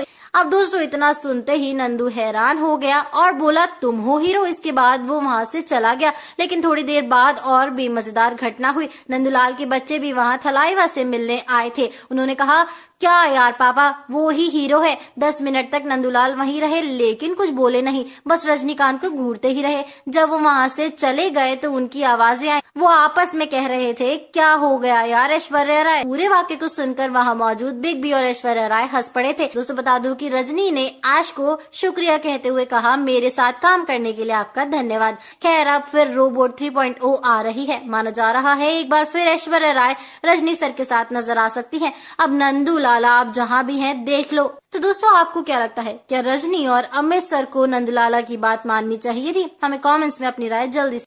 क्या इस बार अपनों से ही लड़नी पड़ेगी चिट्टी को जंग? दोस्ती वर्सेस जिद में किसकी होगी जीत? स्वागत है आपका बॉलीग्राज स्टूडियोज में। डायरेक्टर शंकर की साल 2010 में आई स्काई-फाई फिल्म रोबोट ने पूरी इंडस्ट्री को हिलाकर रख दिया था।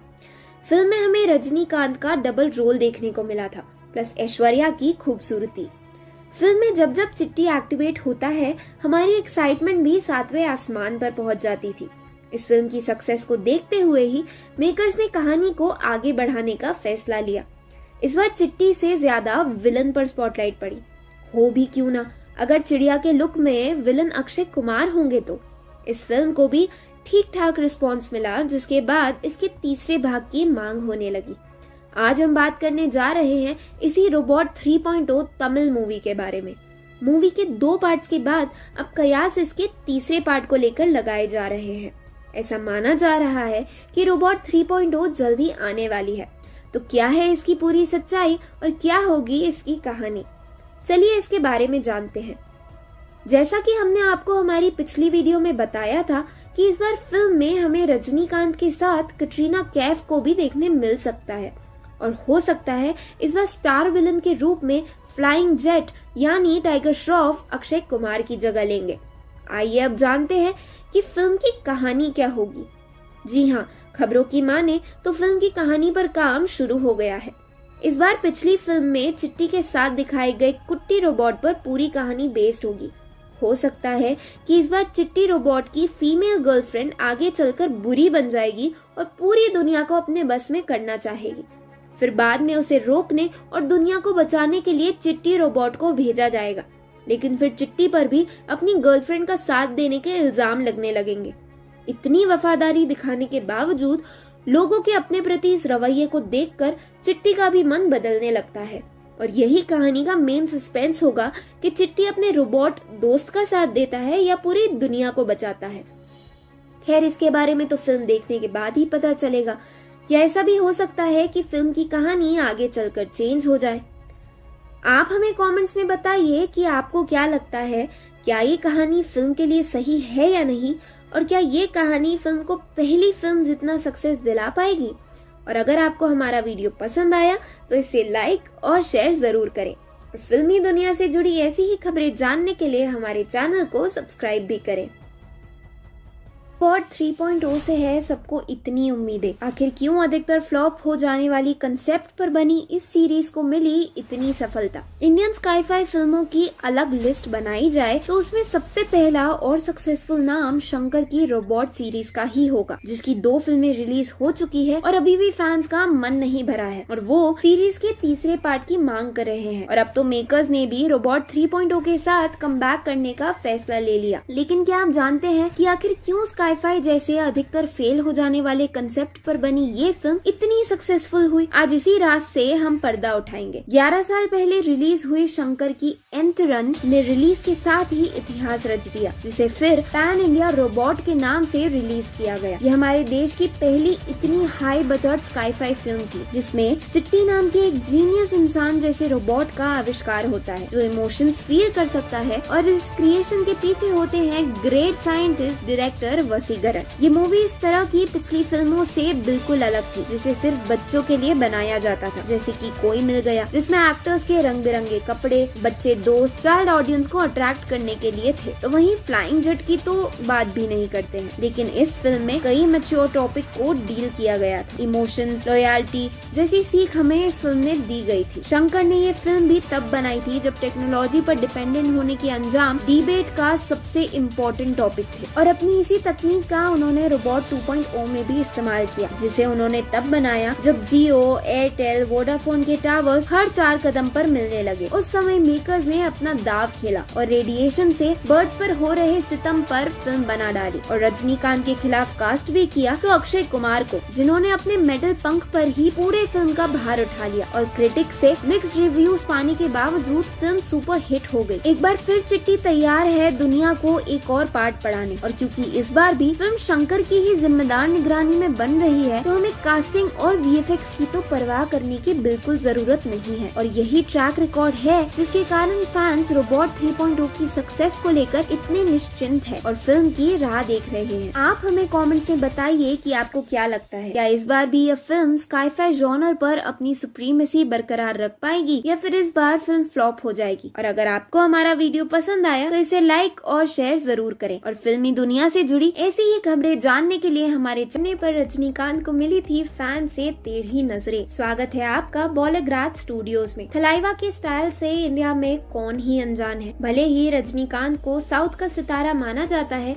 लेकिन बॉलीवुड में भी उन्हें कई बार गानों या डायलॉग से ट्रिब्यूट दिए जाते हैं। इतने के बावजूद अगर कोई उनसे अनजान था तो इस कमी को भी 2010 में आई शंकर की रोबोट ने पूरा कर दिया, जिसके बाद 2019 की रोबोट 2.0 में भी उनका वही स्वैग देखने को मिला। जैसा कि हम आपको पहले ही बता चुके हैं कि 3.0 में भी हमें रजनीकांत का जादू देखने को मिलेगा, लेकिन हो सकता है शंकर इस बार हमारे लिए दुगना सरप्राइज तैयार करे और सिर्फ एक नहीं बल्कि 2 मेगा स्टार्स हमें साथ में स्क्रीन शेयर करते नजर आए। ये कौन है और सिर्फ इनका होना ही फिल्म को सक्सेसफुल कैसे बना सकता है, जानने के लिए हमारे वीडियो को एंड तक देखें, और अगर आपको हमारा वीडियो पसंद आए तो इसे लाइक और शेयर जरूर करें। ये कौन है इसे बताने के पहले हम आपको एक मजेदार कहानी सुनाते हैं, जो खुद रजनीकांत ने एक प्रेस कॉन्फ्रेंस के दौरान शेयर की थी, जिसे सुनकर खुद अमिताभ बच्चन और ऐश्वर्या राय बच्चन अपनी हंसी नहीं रोक पाए थे। उन्होंने बताया कि एक बार वो बैंगलोर अपने भाई से मिलने गए थे, जहां एक राजस्थानी फैन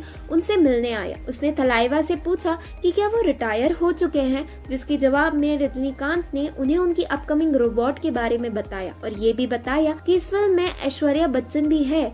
जिसे सुनकर उस आदमी ने कुछ ऐसा कहा जिससे रजनी हैरान हो गए। उसने कहा, ऐश्वर्या हीरोइन? कमाल की लड़की है यार, फैंटास्टिक। तो हीरो कौन है? ये सवाल रजनी को थोड़ा अटपटा लगा, और उन्होंने जवाब में कहा कि लीड में वो है, जिससे आदमी इतना हैरान हो गया कि कुछ समय तक कुछ भी नहीं बोला और एक्टर को घूरता रहा। उसके बाद जाते वक्त रजनी ने उसे कुछ ऐसा कहते सुना जिसने पूरी ऑडियंस के चेहरे पर हंसी ला दी। वो कह रहा था, क्या हो गया ऐश्वर्या राय जी को? अभिषेक बच्चन को क्या हो गया? अमिताभ बच्चन जी को क्या हो गया? हीरोइन इसके साथ? ये कहने के बाद रजनी ने ऐश्वर्या का फिल्म में उनके साथ काम करने के लिए शुक्रिया अदा किया। इसके आगे उन्होंने अमिताभ बच्चन के बारे में कहा कि वो उनके लिए इंस्पिरेशन, रोल मॉडल और गुरु है, और वो इन दिनों को कभी नहीं भूल सकते जब अंधा कानून, गिरफ्तार और हम के समय बिग बी ने उनका इतना ख्याल रखा था। हो सकता है कि दोनों की इसी रियल लाइफ बॉन्डिंग को शंकर अपकमिंग 3.0 में भी दिखाए। बता दें, इससे पहले अमिताभ मेगा स्टार चिरंजीवी की सायरा में भी कैमियो रोल प्ले कर चुके हैं, जो उन्हें अपने गुरु जैसा मानते हैं।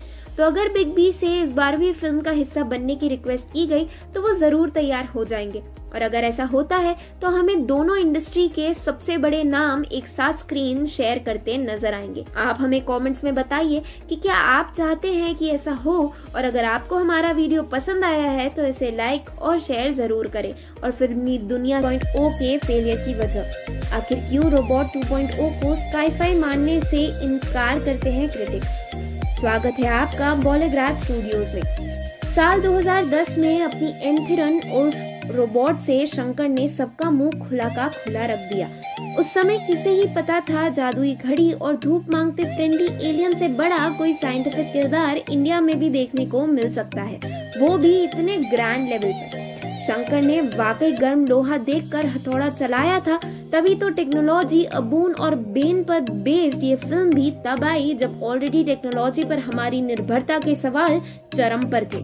फिर क्या था, ऑडियंस शॉक्ड हुई और मेकर्स माला माल। इस तरह टेक्नोलॉजी से जुड़ा बॉलीवुड का ये टैबू टॉपिक ही शंकर की सक्सेस का कारण बन गया।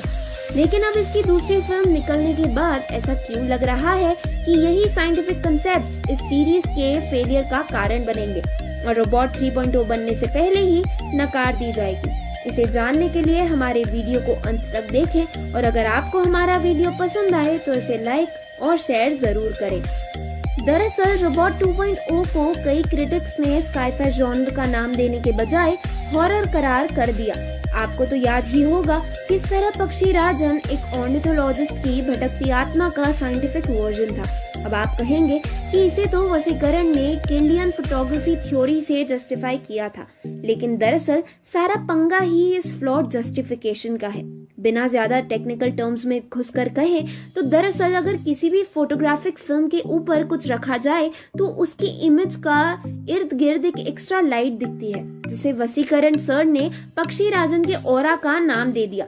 लेकिन एक्चुअली ये सिर्फ एक मोलेक्युलर रिएक्शन के कारण होता है और नॉन लिविंग ऑब्जेक्ट्स पर भी अप्लाई करता है। इसलिए इस पक्षी राजन की ऑरा को आप नॉर्मली उनकी आत्मा कह सकते हैं, जिसे शायद मॉडर्नाइजेशन की वजह से थोड़ी साइंटिफिक शक्तियां मिल गई है। अब सारी दिक्कतें आती हैं डिजिटलाइजेशन के कारण। पहले ऑडियंस के पास इंफॉर्मेशन और एंटरटेनमेंट दोनों के ही लिमिटेड सोर्सेस थे, लेकिन डिजिटाइजेशन के कारण दुनिया भर की नॉलेज फिंगर टिप्स पर है, जिसे हम फिल्मों में दिखाई थ्योरी को वेरीफाई कर सकते हैं। और ओटीटी प्लेटफॉर्म्स की पॉपुलैरिटी के कारण हमारे पास एंटरटेनमेंट के भी कई चॉइसेस अवेलेबल हैं, that also with subtitles and dubbing facilities. तो अगर हमें कोई फिल्म पसंद नहीं भी आती तो हमारे पास उस तरह की हजारों फिल्में उपलब्ध हैं और हम उसी प्रोजेक्ट को देखने के लिए ऑब्लिगेटेड नहीं हैं। यही कारण है कि जिस टेक्नोलॉजी के कारण रोबोट सीरीज हिट हुई है, अब वही टेक्नोलॉजी सीरीज पर सबसे बड़ा खतरा बन चुकी है। 2.0 तो अक्षय की एंट्री और पिछली फिल्म की गुडविल के बदौलत चल गई, लेकिन अगर शंकर ने 3.0 में इन डिटेलिंग पर काम नहीं किया तो शायद देश में इस फिल्म का जो रुतबा है वो ज्यादा समय तक नहीं रह सकेगा। आप हमें कमेंट्स में बताइए कि क्या आपको लगता है कि रोबोट 3.0 बन पाएगी और अपनी पिछली सक्सेस के किस्से दोहरा पाएगी, या फिर 2.0 ही इस सीरीज का एंड होगा। और अगर आपको हमारा वीडियो पसंद आया है तो इसे लाइक और शेयर जरूर करें। और 3.0 क्या शंकर ने रोबोट उफ एंथिरन की कहानी चुराई थी? स्वागत है आपका बॉलीग्राज स्टूडियोज में। रोबोट और रोबोट 2.0 की सक्सेस के बाद अब हर जगह रोबोट 3.0 के चर्चे हैं कि ये फिल्म बनेगी या नहीं, इसकी कहानी क्या होगी, कास्टिंग क्या होगी, फिल्म चलेगी या नहीं। लेकिन इन सबसे बिल्कुल अलग निर्देशक शंकर तो कुछ और ही डर सता रहा होगा कि फिल्म बन पाएगी भी या नहीं, या फिर कानूनी फंदों में अटक कर इस सुपरहिट स्काई-फाई सीरीज का 2 फिल्मों के साथ ही दी एंड हो जाएगा। आप सोच रहे होंगे कि आखिर लॉ फिल्म के बनने के आड़े क्यों आएगा, तो ये पूरी कहानी आज हम आपको इस वीडियो में बताएंगे। तो इसे जानने के लिए हमारी वीडियो को अंत तक देखें और अगर आपको हमारा वीडियो पसंद आए तो इसे लाइक और शेयर जरूर करें।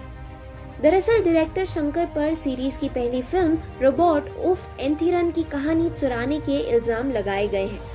राइटर अरूर तमिलनाडन ने इल्जाम लगाया है कि एंथिरन की कहानी उनकी एक शॉर्ट स्टोरी से चुराई गई है, जिसका नाम है जिगुबा। अरूर के मुताबिक ये कहानी उनकी है जो 1996 में तमिल मैगजीन इनिया उदयम में पब्लिश हुई थी। इसके बाद इसे थिक थिक दीपिका नाम का एक नॉवेल बनाकर साल 2007 में फिर पब्लिश किया गया। 2010 में जब एंथिरन हुई तो अरूर को लगा कि ये उनकी कहानी जिगुबा की कॉपी है। और जैसा कि आप जानते ही हैं कि रोबोट उस साल की सबसे ज्यादा कमाई करने वाली इंडियन फिल्म थी, तो अरूर ने केस फाइल किया और कहा कि मेकर्स ने उनके आइडिया से करोड़ों का मुनाफा बनाया और कॉपीराइट एक्ट का भी उल्लंघन किया है।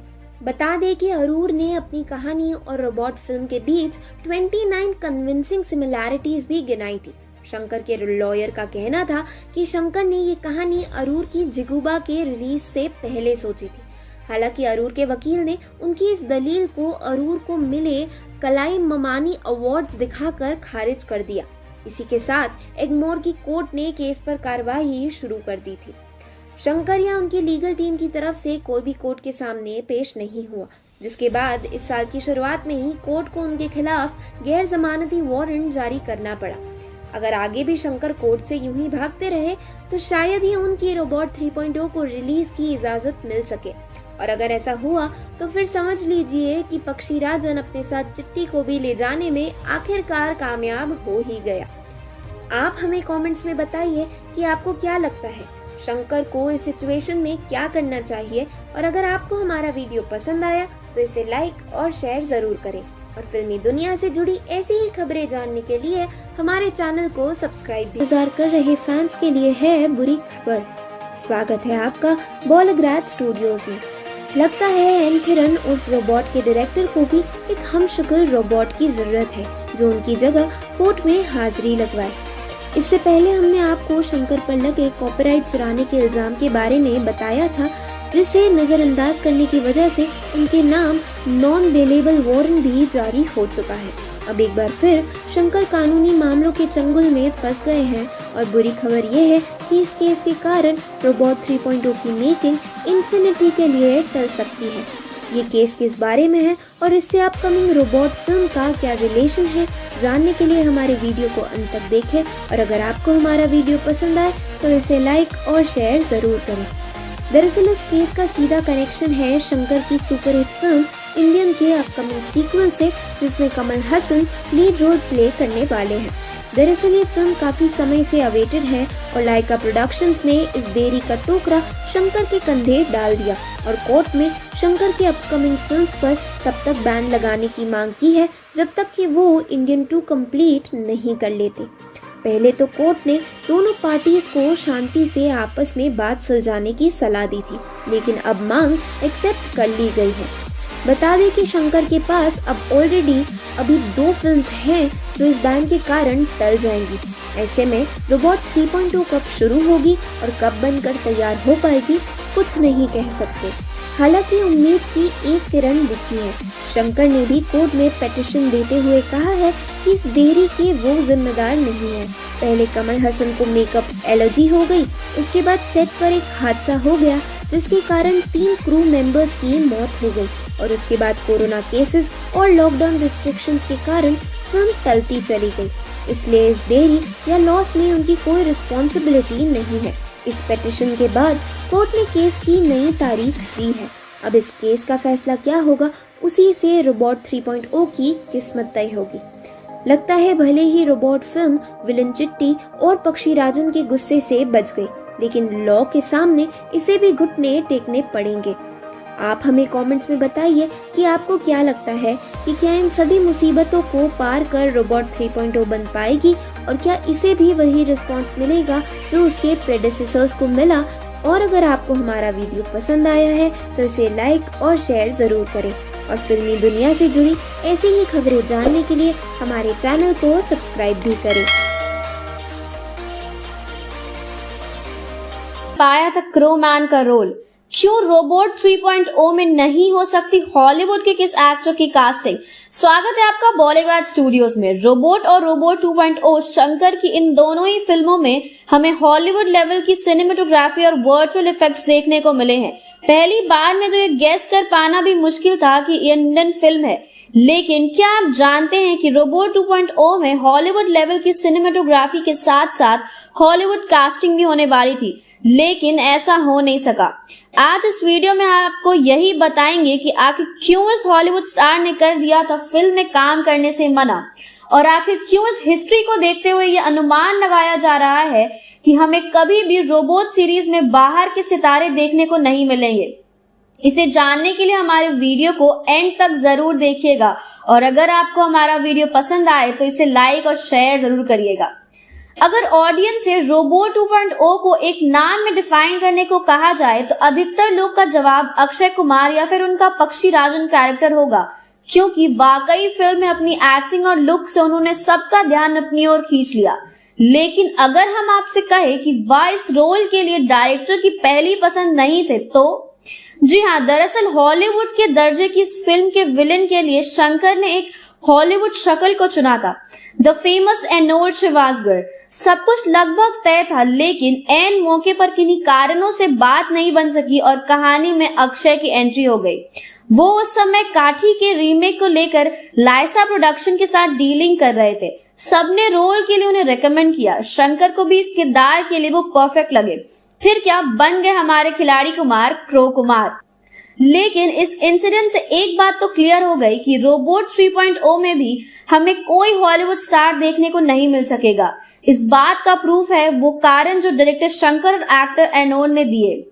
शंकर की माने तो एनोल्ड के इस फिल्म का हिस्सा न बन पाने का कारण था बॉलीवुड और हॉलीवुड के कॉन्ट्राडिक्टिंग कॉन्ट्रैक्ट्स। लेकिन एक रिपोर्ट के अकॉर्डिंग एनोल्ड ने इस फिल्म को इसलिए ना कर दिया क्योंकि वो हॉलीवुड लेवल का कॉन्ट्रैक्ट एक्सपेक्ट कर रहे थे, जिसमें एक क्लॉज क्लियरली मेंशन होता है। हालांकि आप तो जानते ही हैं कि बॉलीवुड कॉन्ट्रैक्ट्स में पत्थर की लकीर जैसा कुछ नहीं होता, और यही कारण है कि एनोल्ड ने फिल्म को अलविदा कह दिया। अब जाहिर है दोनों इंडस्ट्रीज के बीच ये डिफरेंसेस तो हमेशा ही रहेंगे, और यही कारण है कि हम रोबोट 3.0 में भी किसी हॉलीवुड एक्टर को एक्सपेक्ट नहीं कर सकते। आप हमें कमेंट्स में बताइए कि आपके हिसाब से क्या रोबोट सीरीज में किसी हॉलीवुड सितारे का न हो पाना फिल्म के लिए बड़ा लॉस है, या फिर हमारे एक्टर्स ही इन किरदारों को लेजेंडरी बनाने के लिए काफी है। और अगर आपको हमारा वीडियो पसंद आया तो इसे लाइक और शेयर जरूर करें, और हमें फिल्मी दुनिया से जुड़ी ऐसी ही खबरों जानने के लिए हमारे किन फिल्मों के लेवल पर पहुंच पाना नहीं होगा रोबोट 3.0 के लिए इतना आसान। क्या एंथीरन से पहले भी बन चुकी हैं साउथ इंडिया में माइंड ब्लोइंग साई-फाई फिल्में? नमस्कार दोस्तों, मैं हूं पंखुरी और स्वागत है आप सबका बॉलीग्रैड स्टूडियोज में। साउथ इंडियन डायरेक्टर्स को तो जैसे एक्शन फिल्मों में अलग ही सिद्धि मिली हुई है, और इस बात को तो हम सभी जानते हैं, लेकिन किसने सोचा था कि साई-फाई जैसे प्रोफेशनल जॉनर में भी साउथ इंडियन इंडस्ट्री को ही अपर हैंड हासिल है। आप सबको जरूर लगता होगा कि साउथ की केवल एंथीरन उर्फ रोबोट ने ही यह ओहदा हासिल किया है, लेकिन ऐसा बिल्कुल नहीं है। शंकर की रोबोट सीरीज के अलावा भी इंडस्ट्री में कई चौंका देने वाली साई-फाई फिल्में बनी हैं, और अब डिजिटाइजेशन के कारण ये सारी फिल्में फैंस के मनचाहे भाषाओं में अवेलेबल हैं। इससे पहले तो हमें पहली बार इतने बड़े स्टेज पर इस जॉनर की फिल्में देखने को मिली थी, जो काफी हद तक इसके सक्सेस का भी कारण थी। लेकिन क्या अब इस लैंग्वेज बैरियर के हटने के बाद सीरीज की अपकमिंग रोबोट 3.0 इन फिल्मों के आगे निकल पाएगी? इसी पर आज इस वीडियो में हम बात करेंगे, और आपको ये भी बताएंगे कि कौन सी हैं ये फिल्में। इसे जानने के लिए हमारी वीडियो को अंत तक देखिए, और वीडियो पसंद आए तो इसे लाइक और शेयर भी जरूर कीजिए। इस लिस्ट में पहला नाम है फिल्म हू का, जिसमें शाइन टॉम चाको, श्रुति मेनन और प्योरले माने ने मेन लीड प्ले किया है। ये फिल्म अजय देवगन के निर्देशन में बनी है। इसकी कहानी एक फिक्शनल घाटी में हो रही अजीब और भयानक घटनाओं के इर्द गिर्द घूमती है, जिसके रहस्य को सॉल्व कर पाने के लिए सपनों को सुलझाना जरूरी है। इस लिस्ट में अगला नाम है मलयालम फिल्म एंड्रॉइड कुंजापन वर्जन 5.25 का। ये अपने आप में ही एक अनोखी कॉमेडी साई-फाई ड्रामा फिल्म थी, जिसमें कुंजापन नाम का एक रोबोट एक बूढ़े आदमी की देखरेख की जिम्मेदारी उठाता है, जब काम की वजह से उस आदमी के बेटे को अब्रॉड जाना पड़ता है। फिल्म की कहानी English film robot and Frank से ली गई है, और रतीश बालकृष्णन पोडुवल ने मूवी का निर्देशन किया है। लिस्ट में तीसरा नाम है दिमाग को हिला कर रख देने वाली Kannada psychological thriller film Lucia का। ये इंडियन ऑडियंस के लिए एक बिल्कुल ही नया एक्सपीरियंस था, क्योंकि इस एक कहानी में ही हमें दो स्टोरी लाइंस दिखाई गई हैं। दरअसल पवन कुमार द्वारा डायरेक्टेड इस फिल्म में लूसिया नाम की एक दवाई के कारण ऑल्टरनेटिव रियलिटी क्रिएट हो जाती है, जिसके कारण हकीकत और सपने में फर्क कर पाना मुश्किल हो जाता है। क्यों, आई ना इंसेप्शन की याद? जी हाँ, ऐसी फिल्में हमारी इंडस्ट्री में भी हैं। यही कारण है कि अब रोबोट के लिए लोगों के दिल जीत पाना इतना आसान नहीं होगा, और शंकर को भी अपने लेवल को कई गुना बढ़ाना पड़ेगा। वैसे अगर आपको ये लिस्ट पसंद आई है तो इसका पहला पार्ट ऑलरेडी हमारे चैनल पर दिया हुआ है, आप उसे भी देख सकते हैं। अगर आपको ये वीडियो पसंद आए तो इसे लाइक और शेयर करें, और साथ ही फिल्मी दुनिया से जुड़ी ऐसी खबरों को जानने के लिए सब्सक्राइब करना बिल्कुल ना भूलें। बॉलीग्रैड 3.0 से जुड़ी कुछ महत्वपूर्ण जानकारियों के बारे में। रोबोट 3.0 वह फिल्म है जिसकी जनता 2.0 के रिलीज होने के बाद से ही आस लगाए बैठी है। इस फिल्म में एक बार फिर नए मॉडिफिकेशन के साथ देश का मोस्ट लव्ड रोबोट चिट्टी दुनिया को बचाते नजर आएगा। हालांकि फिलहाल तो शायद चिट्ठी और उनके फिल्म में खतरे ही नजर आ रहे हैं, लेकिन ऐसा क्यों, ये जानने के लिए आपको हमारा वीडियो एंड तक देखना होगा। और अगर वीडियो पसंद आया हो तो वीडियो को लाइक, कमेंट, शेयर जरूर करिएगा।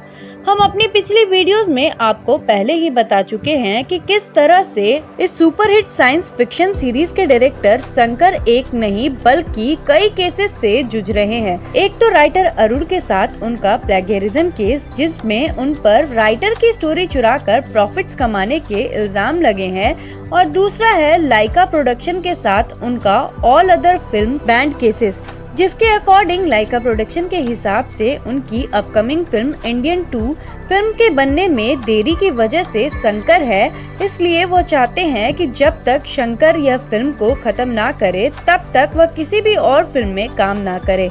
यह दोनों ही केसेस रोबोट 3.0 की शूटिंग को इन्फिनिटी तक टालने के लिए काफी थी, लेकिन अब किस्मत को कुछ और ही मंजूर था और अब फिल्म के मेन लीड हमारे रजनीकांत भी मुसीबत में फंस गए हैं। दरअसल कोरोना के सेकेंड वेव से जूझ रहे लोगों की मदद के लिए सितारों ने अलग अलग दर्जे पर कंट्रीब्यूशन करके मदद के लिए हाथ बढ़ाया था। ऐसे में हाल ही में रजनीकांत भी इस मुहिम का हिस्सा बने और उन्होंने इस कॉज के लिए 50 लाख रुपए डोनेट किए। हालांकि ये डोनेशन लोगों को काफी खुश करने के लिए काफी था, लेकिन रजनी सर के इस कंट्रीब्यूशन के बाद कई लोगों ने उन पर सवाल उठाना और उन्हें ट्रोल करना भी शुरू कर दिया था।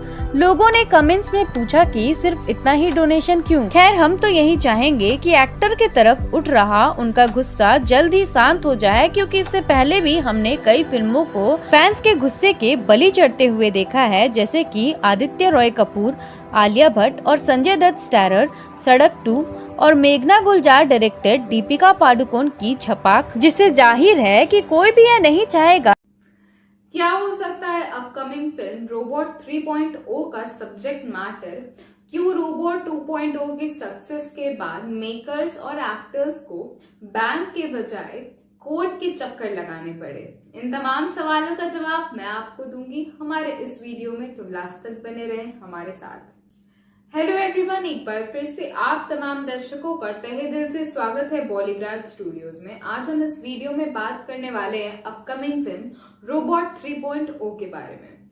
दोस्तों, इस पिक्चर के लिए तमाम ऑडियंस काफी एक्साइटेड है। वेल, उनका एक्साइटेड होना बनता भी है, क्योंकि जैसा कि हम सभी जानते हैं, जब रोबोट का पहला पार्ट रिलीज हुआ था तो उसमें जो इंडियन ऑडियंस को हॉलीवुड टेक्सचर देखने को मिला वो काफी लाजवाब था अपने आप में।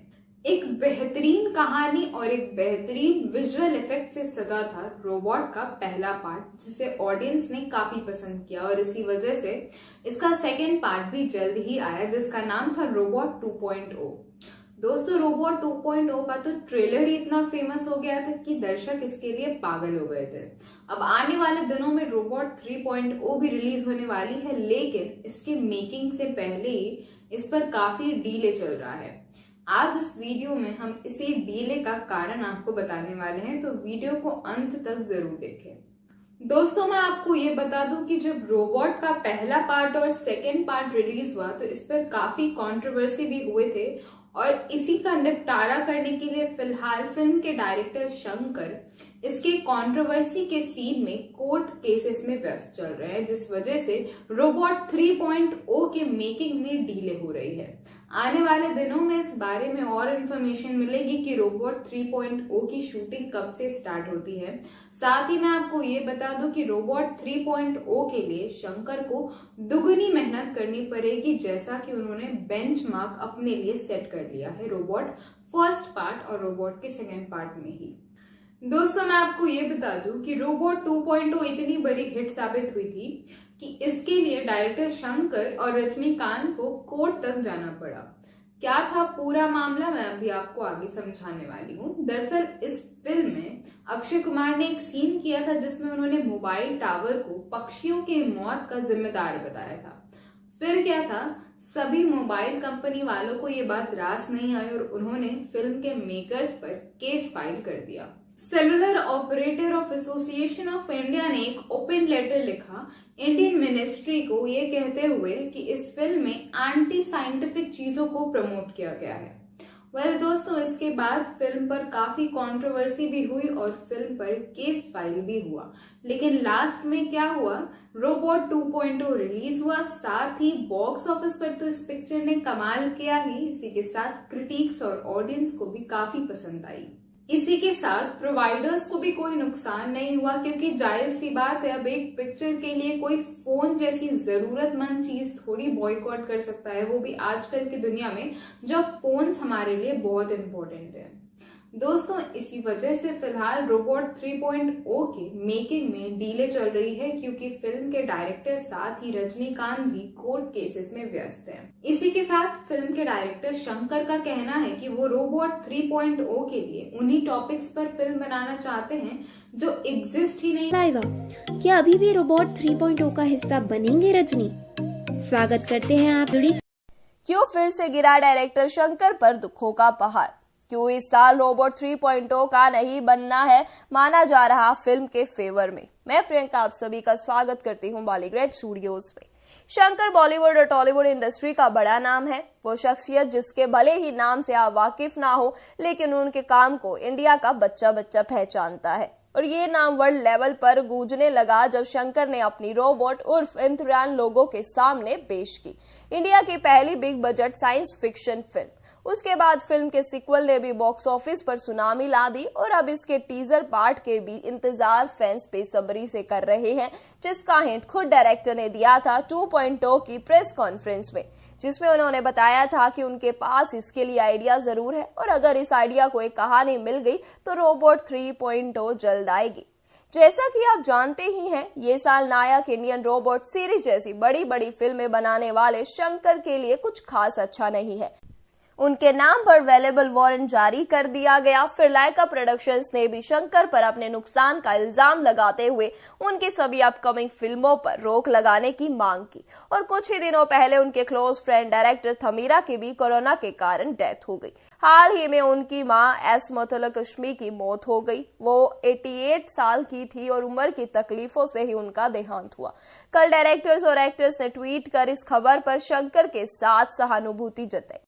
शंकर पर टूटे इसी मुसीबतों के पहाड़ को चलते देख उनके डाई हार्ड फैंस को रोबोट 3.0 की अनाउंसमेंट का वेट कर रहे थे, खुद ही फिल्म के डिले को सपोर्ट करने लगे। ऐसा करने के दो कारण थे। पहला, जो डायरेक्टर की मेंटल हेल्थ को शायद अभी किसी नए आइडिया की इज्जत करने की कैपेबल नहीं है, और दूसरा कारण है इस साल उनके हिस्से में आई बुरी किस्मत, जिसके कारण 2021 की शुरुआत से ही शंकर क्या अपने ही द्वारा सेट किए गए मार्ग को रोबोट 3.0 से पार करा पाएंगे शंकर? इन तमाम सवालों का जवाब मैं आपको दूंगी हमारे इस वीडियो में, तो लास्ट तक बने रहें हमारे साथ। हेलो एवरीवन, एक बार फिर से आप तमाम दर्शकों का तहे दिल से स्वागत है बॉलीग्रेड स्टूडियोज में। दोस्तों, आज हम इस वीडियो में बात करने वाले हैं रोबोट 3.0 के बारे में। जी हाँ दोस्तों, मैं आपको ये बता दूं, ऑडियंस रोबोट 2.0 से भी पहले से रोबोट 3.0 का इंतजार कर रही है। जी हाँ, जब रोबोट 2.0 का प्रमोशन चल रहा था तो उस दौरान प्रेस कॉन्फ्रेंस के टाइम पर डायरेक्टर शंकर ने इस बारे में जानकारी दी कि उनके मन में ऑलरेडी रोबोट 3.0 के लिए काफी आइडियाज हैं, बस उनको आने वाले दिनों में इम्प्लीमेंट करने की देरी है। अब आने वाले दिनों में रोबोट 3.0 भी जल्द ही बनने वाली है, तो जायज सी बात है दर्शक इसके लिए एक्साइटेड तो होंगे ही। दोस्तों, हर डायरेक्टर की एक ख्वाहिश जरूर होती है कि उनके बनाए गए पिक्चर से ऑडियंस उनको याद करे। अब अगर हम देवदास की चर्चा करें या फिर हम दिल दे चुके सनम, तो हमारे मन में एक नाम आता है, वो है संजय लीला भंसाली, क्योंकि इस पिक्चर को डायरेक्ट किया था उन्होंने ही।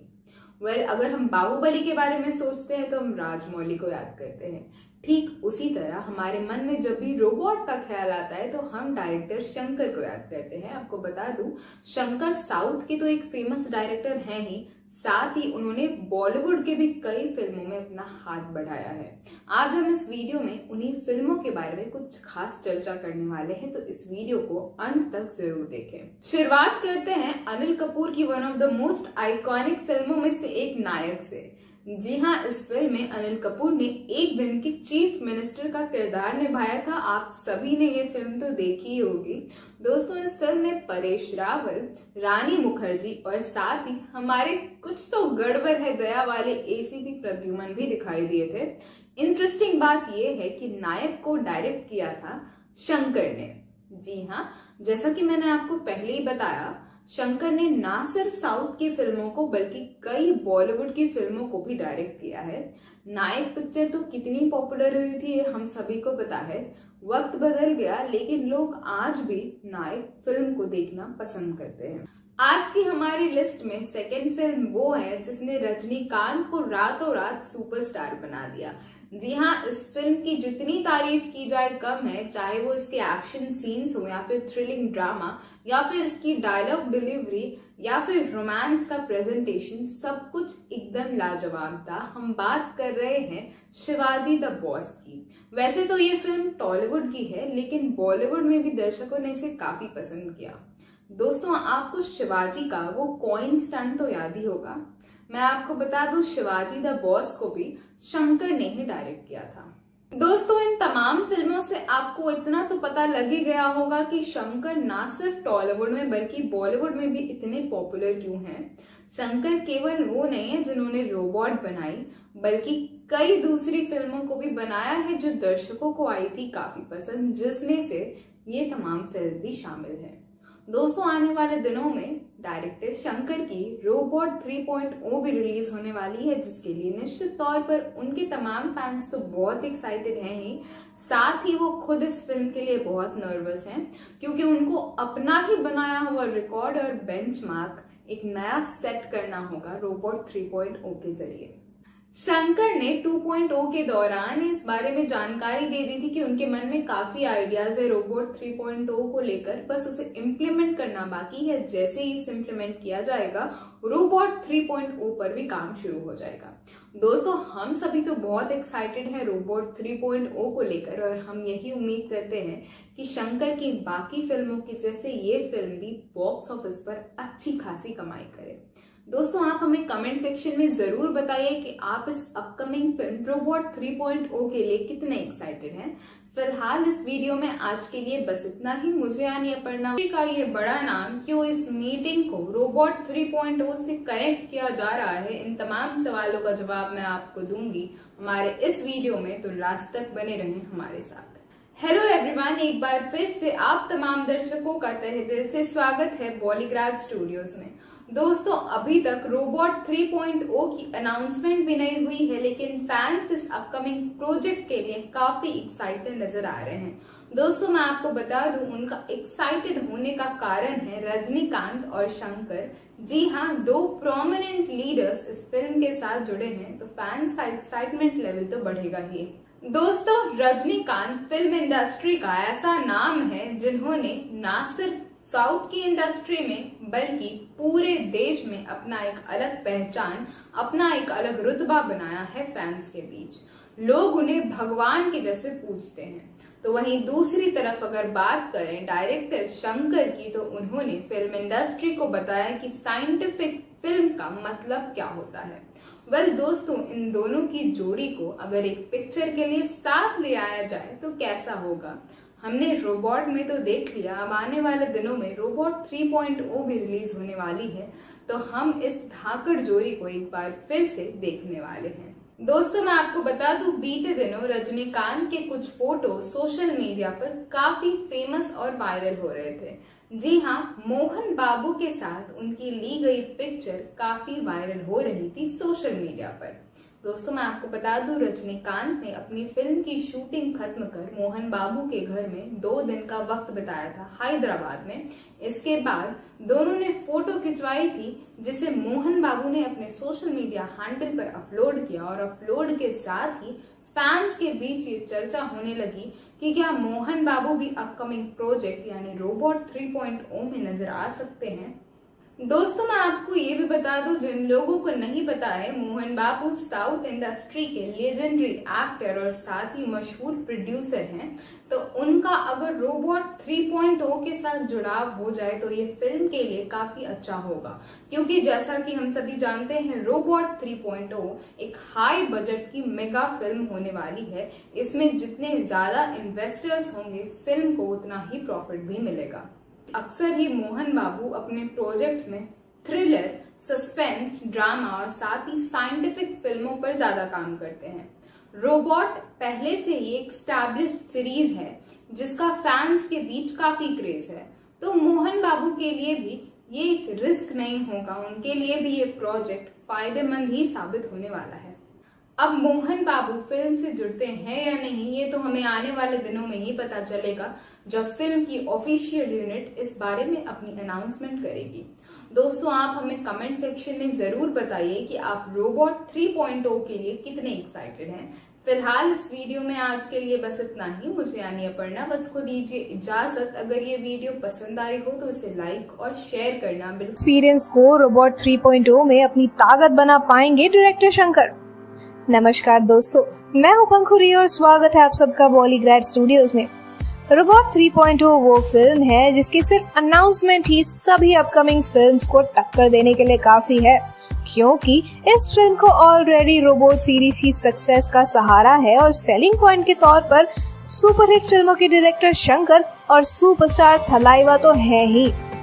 लेकिन इसके बावजूद भी अपकमिंग रोबोट 3.0 में शंकर को किस पॉइंट पर फोकस करने की जरूरत है और हम इस फैक्टर को लेकर इतने श्योर कैसे हैं, जानने के लिए हमारी वीडियो को अंत तक देखते रहिए। और अगर आपको हमारा ये वीडियो पसंद आए तो इसे लाइक और शेयर भी जरूर कीजिए। भले ही 2.0 ने रोबोट से ज्यादा कमाई की थी, लेकिन इस बात को कोई नहीं नकार सकता कि पहली फिल्म को ज्यादा अप्रिसिएशन मिली थी। इसीलिए बेहतर यही होगा कि शंकर अपनी पहली फिल्म रोबोट से सीख ले। अब पहली फिल्म में ऐसा क्या है, ये जानने के लिए हमने लोगों से फर्स्ट रोबोट के उनके फेवरेट सीन्स के बारे में बताने के लिए कहा। तो आज इन्हीं को डिस्कस करेंगे हम और जानेंगे फिल्म की सफलता का रहस्य और उठाएंगे इस पर से पर्दा। सबसे ज्यादा वोट्स तो जाहिर सी बात है फिल्म के क्लाइमैक्स को मिले, जिसमें शंकर ने कमाल के वीएफएक्स यूज करके दर्शकों को हैरान ही कर दिया। उसके बाद रजनीकांत की एक्टिंग ने सबको रोने के लिए मजबूर कर दिया। दूसरे नंबर पर आता है रोबोट का किया हुआ पहला काम, जिसमें वो एक बिल्डिंग से लड़की को बचाता है। हालांकि शर्म के कारण लड़की सुसाइड कर लेती है और ये अपलॉज का सीन ट्रेजेडी में बदल जाता है। इसके बाद वो सीन जब चिट्टी वापस जिंदा होकर सना को मंडप से भगाने आता है। उस समय भले ही सना के लिए हमें बुरा लग रहा था, लेकिन चिट्टी का स्वैग उस समय अलग ही होता है। और सबसे स्पेशल बात कि इस फिल्म में ऐसी कोई भी साइंटिफिक थ्योरी नहीं यूज की गई है जिसे कोई कॉन्ट्रडिक्ट कर सके। इस तरह शंकर ने इस फिल्म का कई मसालों के मिक्सचर को बैलेंस रखते हुए इतना अच्छा प्रोडक्ट तैयार किया। साइंस से लेकर थ्रिलर तक, रोमांस से लेकर एक्शन तक फिल्म में सब देखने को मिला। सबसे बड़ी बात, फिल्म में एक बिलीवेबल कहानी थी और फिल्म के किरदार से शुरुआत करने वाला ये सितारा बना देश का सबसे पॉपुलर सुपर हीरो। क्यों रजनीकांत के जीवन में खास जगह रखती है रोबोट सीरीज। स्वागत है आपका बॉलीग्रैड स्टूडियोज में। रोबोट का वो सीन तो आपको याद ही होगा जब रोबोट आग लगी बिल्डिंग से सबको बचाता है, या फिर जब वो सना को गुंडों से बचाता है। उस समय सबके दिलों में एक ही बात आई थी कि काश हमारे पास भी चिट्टी होता। उसके बाद रोबोट 2.0 में भी हमारे इस एआई सुपर हीरो ने पक्षी राजन से दुनिया को बचाया, और अब फिर एक बार रोबोट 3.0 में चिट्टी अपनी यही ड्यूटी निभाने लौटने वाला है। इस बात से तो कोई इनकार नहीं कर सकता कि रजनीकांत का ये किरदार इंडिया का मोस्ट फेवरेट सुपर हीरो है, जो बच्चों से लेकर बूढ़ों तक सबके दिलों को लुभाता है। इस सुपर हीरो की कहानी तो हमें पता है, लेकिन इसके चेहरे यानी रजनीकांत सर की कहानी क्या है, वो इतने बड़े स्टार कैसे बने, इसे जानने के लिए हमारी वीडियो को एंड तक देखिएगा। और अगर आपको हमारा वीडियो पसंद आए तो इसे लाइक और शेयर जरूर करिएगा। अपनी पिछली वीडियो में हमने आपको रजनी सर के अंदर ये एक्टिंग का कीड़ा आया कैसे, ये कहानी बताई थी। आज हम बताएंगे कि एक डेब्यू एक्टर पूरे एशिया के सबसे ज्यादा कमाई करने वाले एक्टर की लिस्ट में कैसे शामिल हो गए। जैसा कि हमने आपको बताया था कि बालचंदर ने रजनी सर को अपनी फिल्म ऑफर की, मानो उन्होंने फॉर्च्यून टेलिंग सीख रखी हो, क्योंकि उन्होंने उसी समय कह दिया था कि इस लड़के की आंखों में आग है, देखना एक दिन ये तमिलनाडु में तूफान लाएगा। उनके करियर की शुरुआत एंटी हीरो रोल से हुई और फिर वो डायरेक्टर्स के बीच विलेन के किरदार के लिए ही पॉपुलर हो गए। इसके बाद उन्होंने कुछ नया आजमाने की सोची और अरेले रुंतु अरबत्तु वरई फिल्म में वो एक ऐसे हीरो बने जो अपने भाइयों के लिए सब कुछ छोड़ देता है। उन्हें लगा था कि एक विलेन का इमोशनल हीरो बनना ऑडियंस को पसंद नहीं आएगा, लेकिन ये फिल्म हिट हुई और रजनीकांत फैंस के बीच काफी पॉपुलर हो गए। इसी बीच डायरेक्टर जे महेंद्रन की फिल्म मुल्लुम मलुरुम आई, जिसने रजनीकांत को पूरी तरह एक एक्टर के तौर पे इस्टेब्लिश कर दिया। एक एक्टर के रूप में रजनीकांत की सबसे बड़ी खासियत है कि उनका स्टाइल, सेंस ऑफ ह्यूमर और उनकी शानदार कॉमिक टाइमिंग। जिस तरह अमिताभ बच्चन अपने शराबी एक्ट के लिए मशहूर हैं, वैसे ही रजनीकांत अपनी सिग्नेचर स्टाइल के लिए मशहूर है, जिसे वो कई बार दोहराते भी हैं।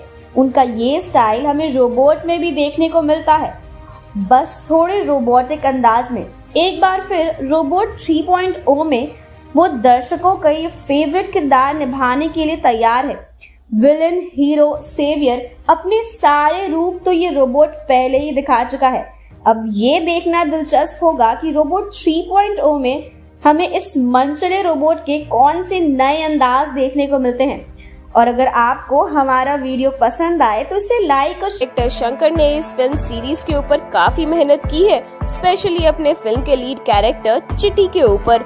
डॉक्टर वसीकरन ने चिट्टी को बनाया था और उसे एक मल्टीपर्पज रोबोट के तौर पर डिजाइन किया, जिससे वो आर्मी में बैटल्स के दौरान भी हेल्प कर सके। रोबोट फिल्म में चिट्टी जब भी किसी के भी सामने खुद को इंट्रोड्यूस करता था तो वो हमेशा एक ही चीज कहता था कि हाय, आई एम चिट्टी, स्पीड 1 टेराहर्ट्ज, मेमोरी 1 ज़ेटाबाइट। ये एक बहुत ही छोटी डिटेल दी गई है डायरेक्टर शंकर द्वारा, लेकिन बहुत ही ज्यादा महत्वपूर्ण भी है, क्योंकि ये एक बहुत ही गहरी और वेल स्टडीड डिटेल दी गई है इस चीज के अंदर। जैसे कि चिट्टी ने फिल्म में खुद ही बताया था कि उनकी स्पीड है 1 टेराहर्ट्ज और 2010 में ऐसी स्पीड उपलब्ध तक नहीं थी। इस चीज को डायरेक्टर शंकर ने काफी स्टडीज के बाद इस फिल्म में ऐड किया था। 1 टेराहर्ट्ज स्पीड आज के जमाने में 5G स्पीड से भी 10 गुना ज्यादा तेज स्पीड है। तो अब आप खुद ही अंदाजा लगा सकते हैं कि जिस वक्त 3G स्पीड भी बहुत बड़ी बात हुआ करती थी, उस समय में इतनी शानदार डिटेलिंग के लिए डायरेक्टर शंकर की काफी तारीफ करनी चाहिए। 1 टेराहर्ट्ज की कम्युनिकेशन स्पीड होती है 105 गीगाबिट्स पर सेकेंड, वो भी 290 गीगाहर्ट्ज से लेकर 315 गीगाहर्ट्ज की फ्रीक्वेंसी के साथ, जो कि एक बहुत ही तेज रफ्तार है। जैसे कि ऊपर ही बताया कि 5G से भी 10 गुना ज्यादा तेज इंटरनेट स्पीड है 1 टेराहर्ट्ज, और उस स्पीड से चिट्टी के अंदर का नेटवर्क काम करता था, जिस वजह से वो मल्टीटास्किंग में एक एक्सपर्ट रोबोट था। वही चिट्टी की मेमोरी है 1 ज़ेटाबाइट, जिसकी स्टोरेज कैपेसिटी है 10⁻21 बाइट्स, और आगे भी एक बाइट में 8 बिट्स होते हैं, जिससे ये साफ जाहिर होता है कि चिट्टी के पास ना सिर्फ बहुत तेज इंटरनेट स्पीड थी, लेकिन साथ ही साथ बहुत ही ज्यादा स्टोरेज कैपेसिटी भी थी, जिस वजह से वो एक चलता फिरता सुपर कंप्यूटर था, और वसीकरण की ये एक नायाब इन्वेंशन भी। तो आपके चिट्टी रोबोट के बारे में और रोबोटिक कंसेप्ट के बारे में क्या विचार है, हमें कमेंट करके जरूर बताइएगा। तो इसी के साथ खत्म करते हैं ये सिलसिला कहने का कुछ अनकहा और सुनाने का कुछ अनसुना। अब अगर आपको हमारी आज की ये वीडियो पसंद आई हो तो उसे लाइक और अपने दोस्तों के साथ शेयर करना बिल्कुल ना भूलें। हम जल्द ही लौटेंगे एक नई वीडियो और नई अपडेट के साथ। तब तक के लिए सब्सक्राइब कर लीजिए हमारे YouTube चैनल बॉलीग्राज स्टूडियोज को। तो ह्यूमन लुक देने में सबसे बड़ा हाथ जाता है इस मूवी के पीछे काम कर रहे बिहाइंड द कैमरा यानी कि कॉस्ट्यूम डिजाइनर्स की। अगर हम बात करें मूवी के इतने हिट होने की, तो सभी लोगों का इस बात में एक्साइटमेंट लेवल बहुत ज़्यादा बढ़ जाता है कि क्या होगा इस बार इन ह्यूमन लुकिंग कैरेक्टर्स का कॉस्ट्यूम। जी हाँ दोस्तों, इतने बेहतरीन तरीके से इन कॉस्ट्यूम्स को डिज़ाइन किया जाता है कि पता ही नहीं चलता कि वह रजनीकांत असल में है। ऐसा लगता है कि हम लोग सच में ही चिट्टी या फिर वासीग्रहण को ऑन स्क्रीन देख रहे हैं, जो कि दो अलग अलग पर्सनालिटीज़ हैं। तो आइए आज इन दोनों कैरेक्टर्स के असली राज के बारे में से पर्दा उठाते हैं। तो दोस्तों, इन दोनों कैरेक्टर्स को इतना ज़्यादा सक्सेसफुल और इतना ज़्यादा लिविंग दिखाने में सबसे बड़ा हाथ है कॉस्ट्यूम डिज़ाइनर का। तो चलिए आज बात करते हैं ऐसे ही पक्षीराजन के कॉस्ट्यूम डिज़ाइनिंग मेजर फैक्टर की इस मूवी के। तो दोस्तों, इस सारी कॉस्ट्यूम्स के पीछे हाथ जाता है रॉकी भाई का। जी हाँ दोस्तों, रॉकी भाई एक बहुत ही बेहतरीन तरीके से काम करने वाले कॉस्ट्यूम डिज़ाइनर हैं। ओह, आपको क्या लगा था कि हम KGF के रॉकी के बारे में बात करेंगे? जी नहीं दोस्तों, आज हम रियल लाइफ रॉकी नहीं बल्कि रियल लाइफ रॉकी के बारे में बात करने वाले हैं। तो दोस्तों, आज हम बात कर रहे हैं बिना कैमरे के सामने आए बिहाइंड द कैमरा सारी मेहनत करके इस मूवी को इतनी मेजर सक्सेस दिलाने में, यानी कि कैमरे के पीछे काम कर रहे कॉस्ट्यूम डिज़ाइनर की। रॉकी स्टार ने बताया कि उन्होंने रोबो 2.0 की कॉस्ट्यूम डिज़ाइन करने में ऑलमोस्ट 2.5 साल लगा दिए, जो कि कोई कम बात नहीं है। इसके अलावा उन्होंने ये चीज़ भी क्लैरिफाई करके कही कि रोबो 2.0 में अक्षय के लास्ट सीन में बहुत ज़्यादा मेहनत लगी थी और उसके लिए उन्हें एक्स्ट्रा मेहनत करनी पड़ी। उन्होंने ये चीज़ को मेक श्योर किया है कि कोई भी कॉस्ट्यूम एक्स्ट्रावेगेंट या फिर अननेसेसरी ना शो हो, और ये टैलेंट किसी हॉलीवुड या किसी बाहर देश से कॉपी किया हुआ नहीं बल्कि इंडिया का खुद का है, जो कि एक ऐसी जगह है जो कि टैलेंट की खदान है। जितना काम में लो उतना ज़्यादा और बढ़ती जाती है। जी हाँ दोस्तों, उन्होंने बताया कि अक्षय की लास्ट सीन के कॉस्ट्यूम में बहुत ज़्यादा मेहनत लगी थी और उनके 5-6 कॉपीज़ तो ऑलरेडी रिजेक्ट हो चुकी थी। उसके बाद जो कॉपी फाइनल हुई उसके भी उनको 3-4 कॉपीज़ बनानी पड़ी ताकि कोई भी लूप होल या गलती की गुंजाइश ना रह जाए। तो देखिए दोस्तों, कितनी ज़्यादा मेहनत लगती है एक कॉस्ट्यूम के पीछे। उन्होंने ये भी बताया कि इतना ज़्यादा काम होता था कि अक्षय कुमार की लास्ट 10 बैंड की शिफ्ट के लिए उनको सुबह 5 बजे से पूरी टीम के साथ मिलकर काम करना पड़ता था, और अक्षय कुमार के हेयर, मेकअप और कॉस्ट्यूम की फिटिंग एंड ऑल में ही कम से कम 5 घंटे लग जाते थे। इससे ये बात तो क्लियर हो गई कि ऑन स्क्रीन बैठकर टीवी के सामने बैठकर कमियां निकालना और बहुत ज़्यादा तारीफ करना या फिर कुछ भी बताना बहुत आसान है। बेसिकली जजमेंटल होना तो आसान है, लेकिन उसके पीछे लगी हुई मेहनत का हमको कोई अंदाज़ा नहीं होता। तो दोस्तों, आपकी इस मूवी के कॉस्ट्यूम में रजनीकांत के वर्क को देखकर उन्होंने क्या कहा? स्वागत है आपका बॉलीग्रेड स्टूडियोज में।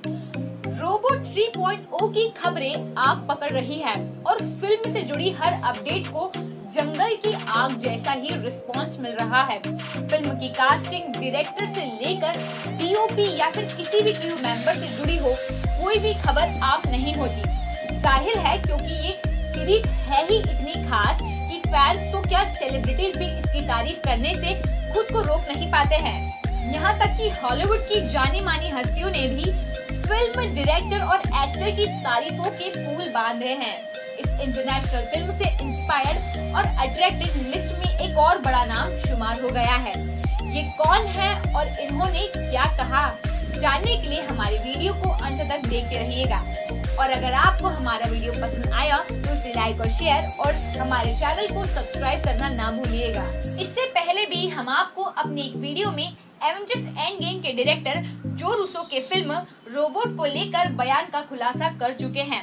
अब जहां मार्वल हो उससे DC कितना समय दूर रह सकते हैं, तो अब DC के very popular super rich character Batman की फिल्म बैटमैन रिटर्न्स में एज अ कॉस्ट्यूम डिजाइनर काम कर चुकी मैरी ई वोगेट ने 2.0 फिल्म को लेकर अपना एक्सपीरियंस बयां किया है। दरअसल मैरी ने रोबोट सीरीज के कॉस्ट्यूम डिजाइन किए हैं। हालांकि अक्षय का कॉस्ट्यूम उनका डिपार्टमेंट नहीं था। डायरेक्टर शंकर के साथ काम करने के अपने एक्सपीरियंस को बयां करते हुए उन्होंने बताया कि शंकर के बोल्ड अनप्रॉमिसिंग विजन से वो हमेशा इंस्पायर्ड होती हैं। शंकर कुछ नया करने से कभी डरते नहीं हैं और कैसी भी सिचुएशन हो वो हार नहीं मानते और अपनी सोच को किसी भी कीमत पर रियलिटी में बदल कर दिखाते हैं। वो बहुत क्रिएटिव और खासकर out of the box ideas उन्हें बेहद पसंद है। अपनी सोच को वो काफी क्लियर शब्दों में पेश करते हैं, जिससे मुझे मेरे हिस्से का काम करने में आसानी होती है।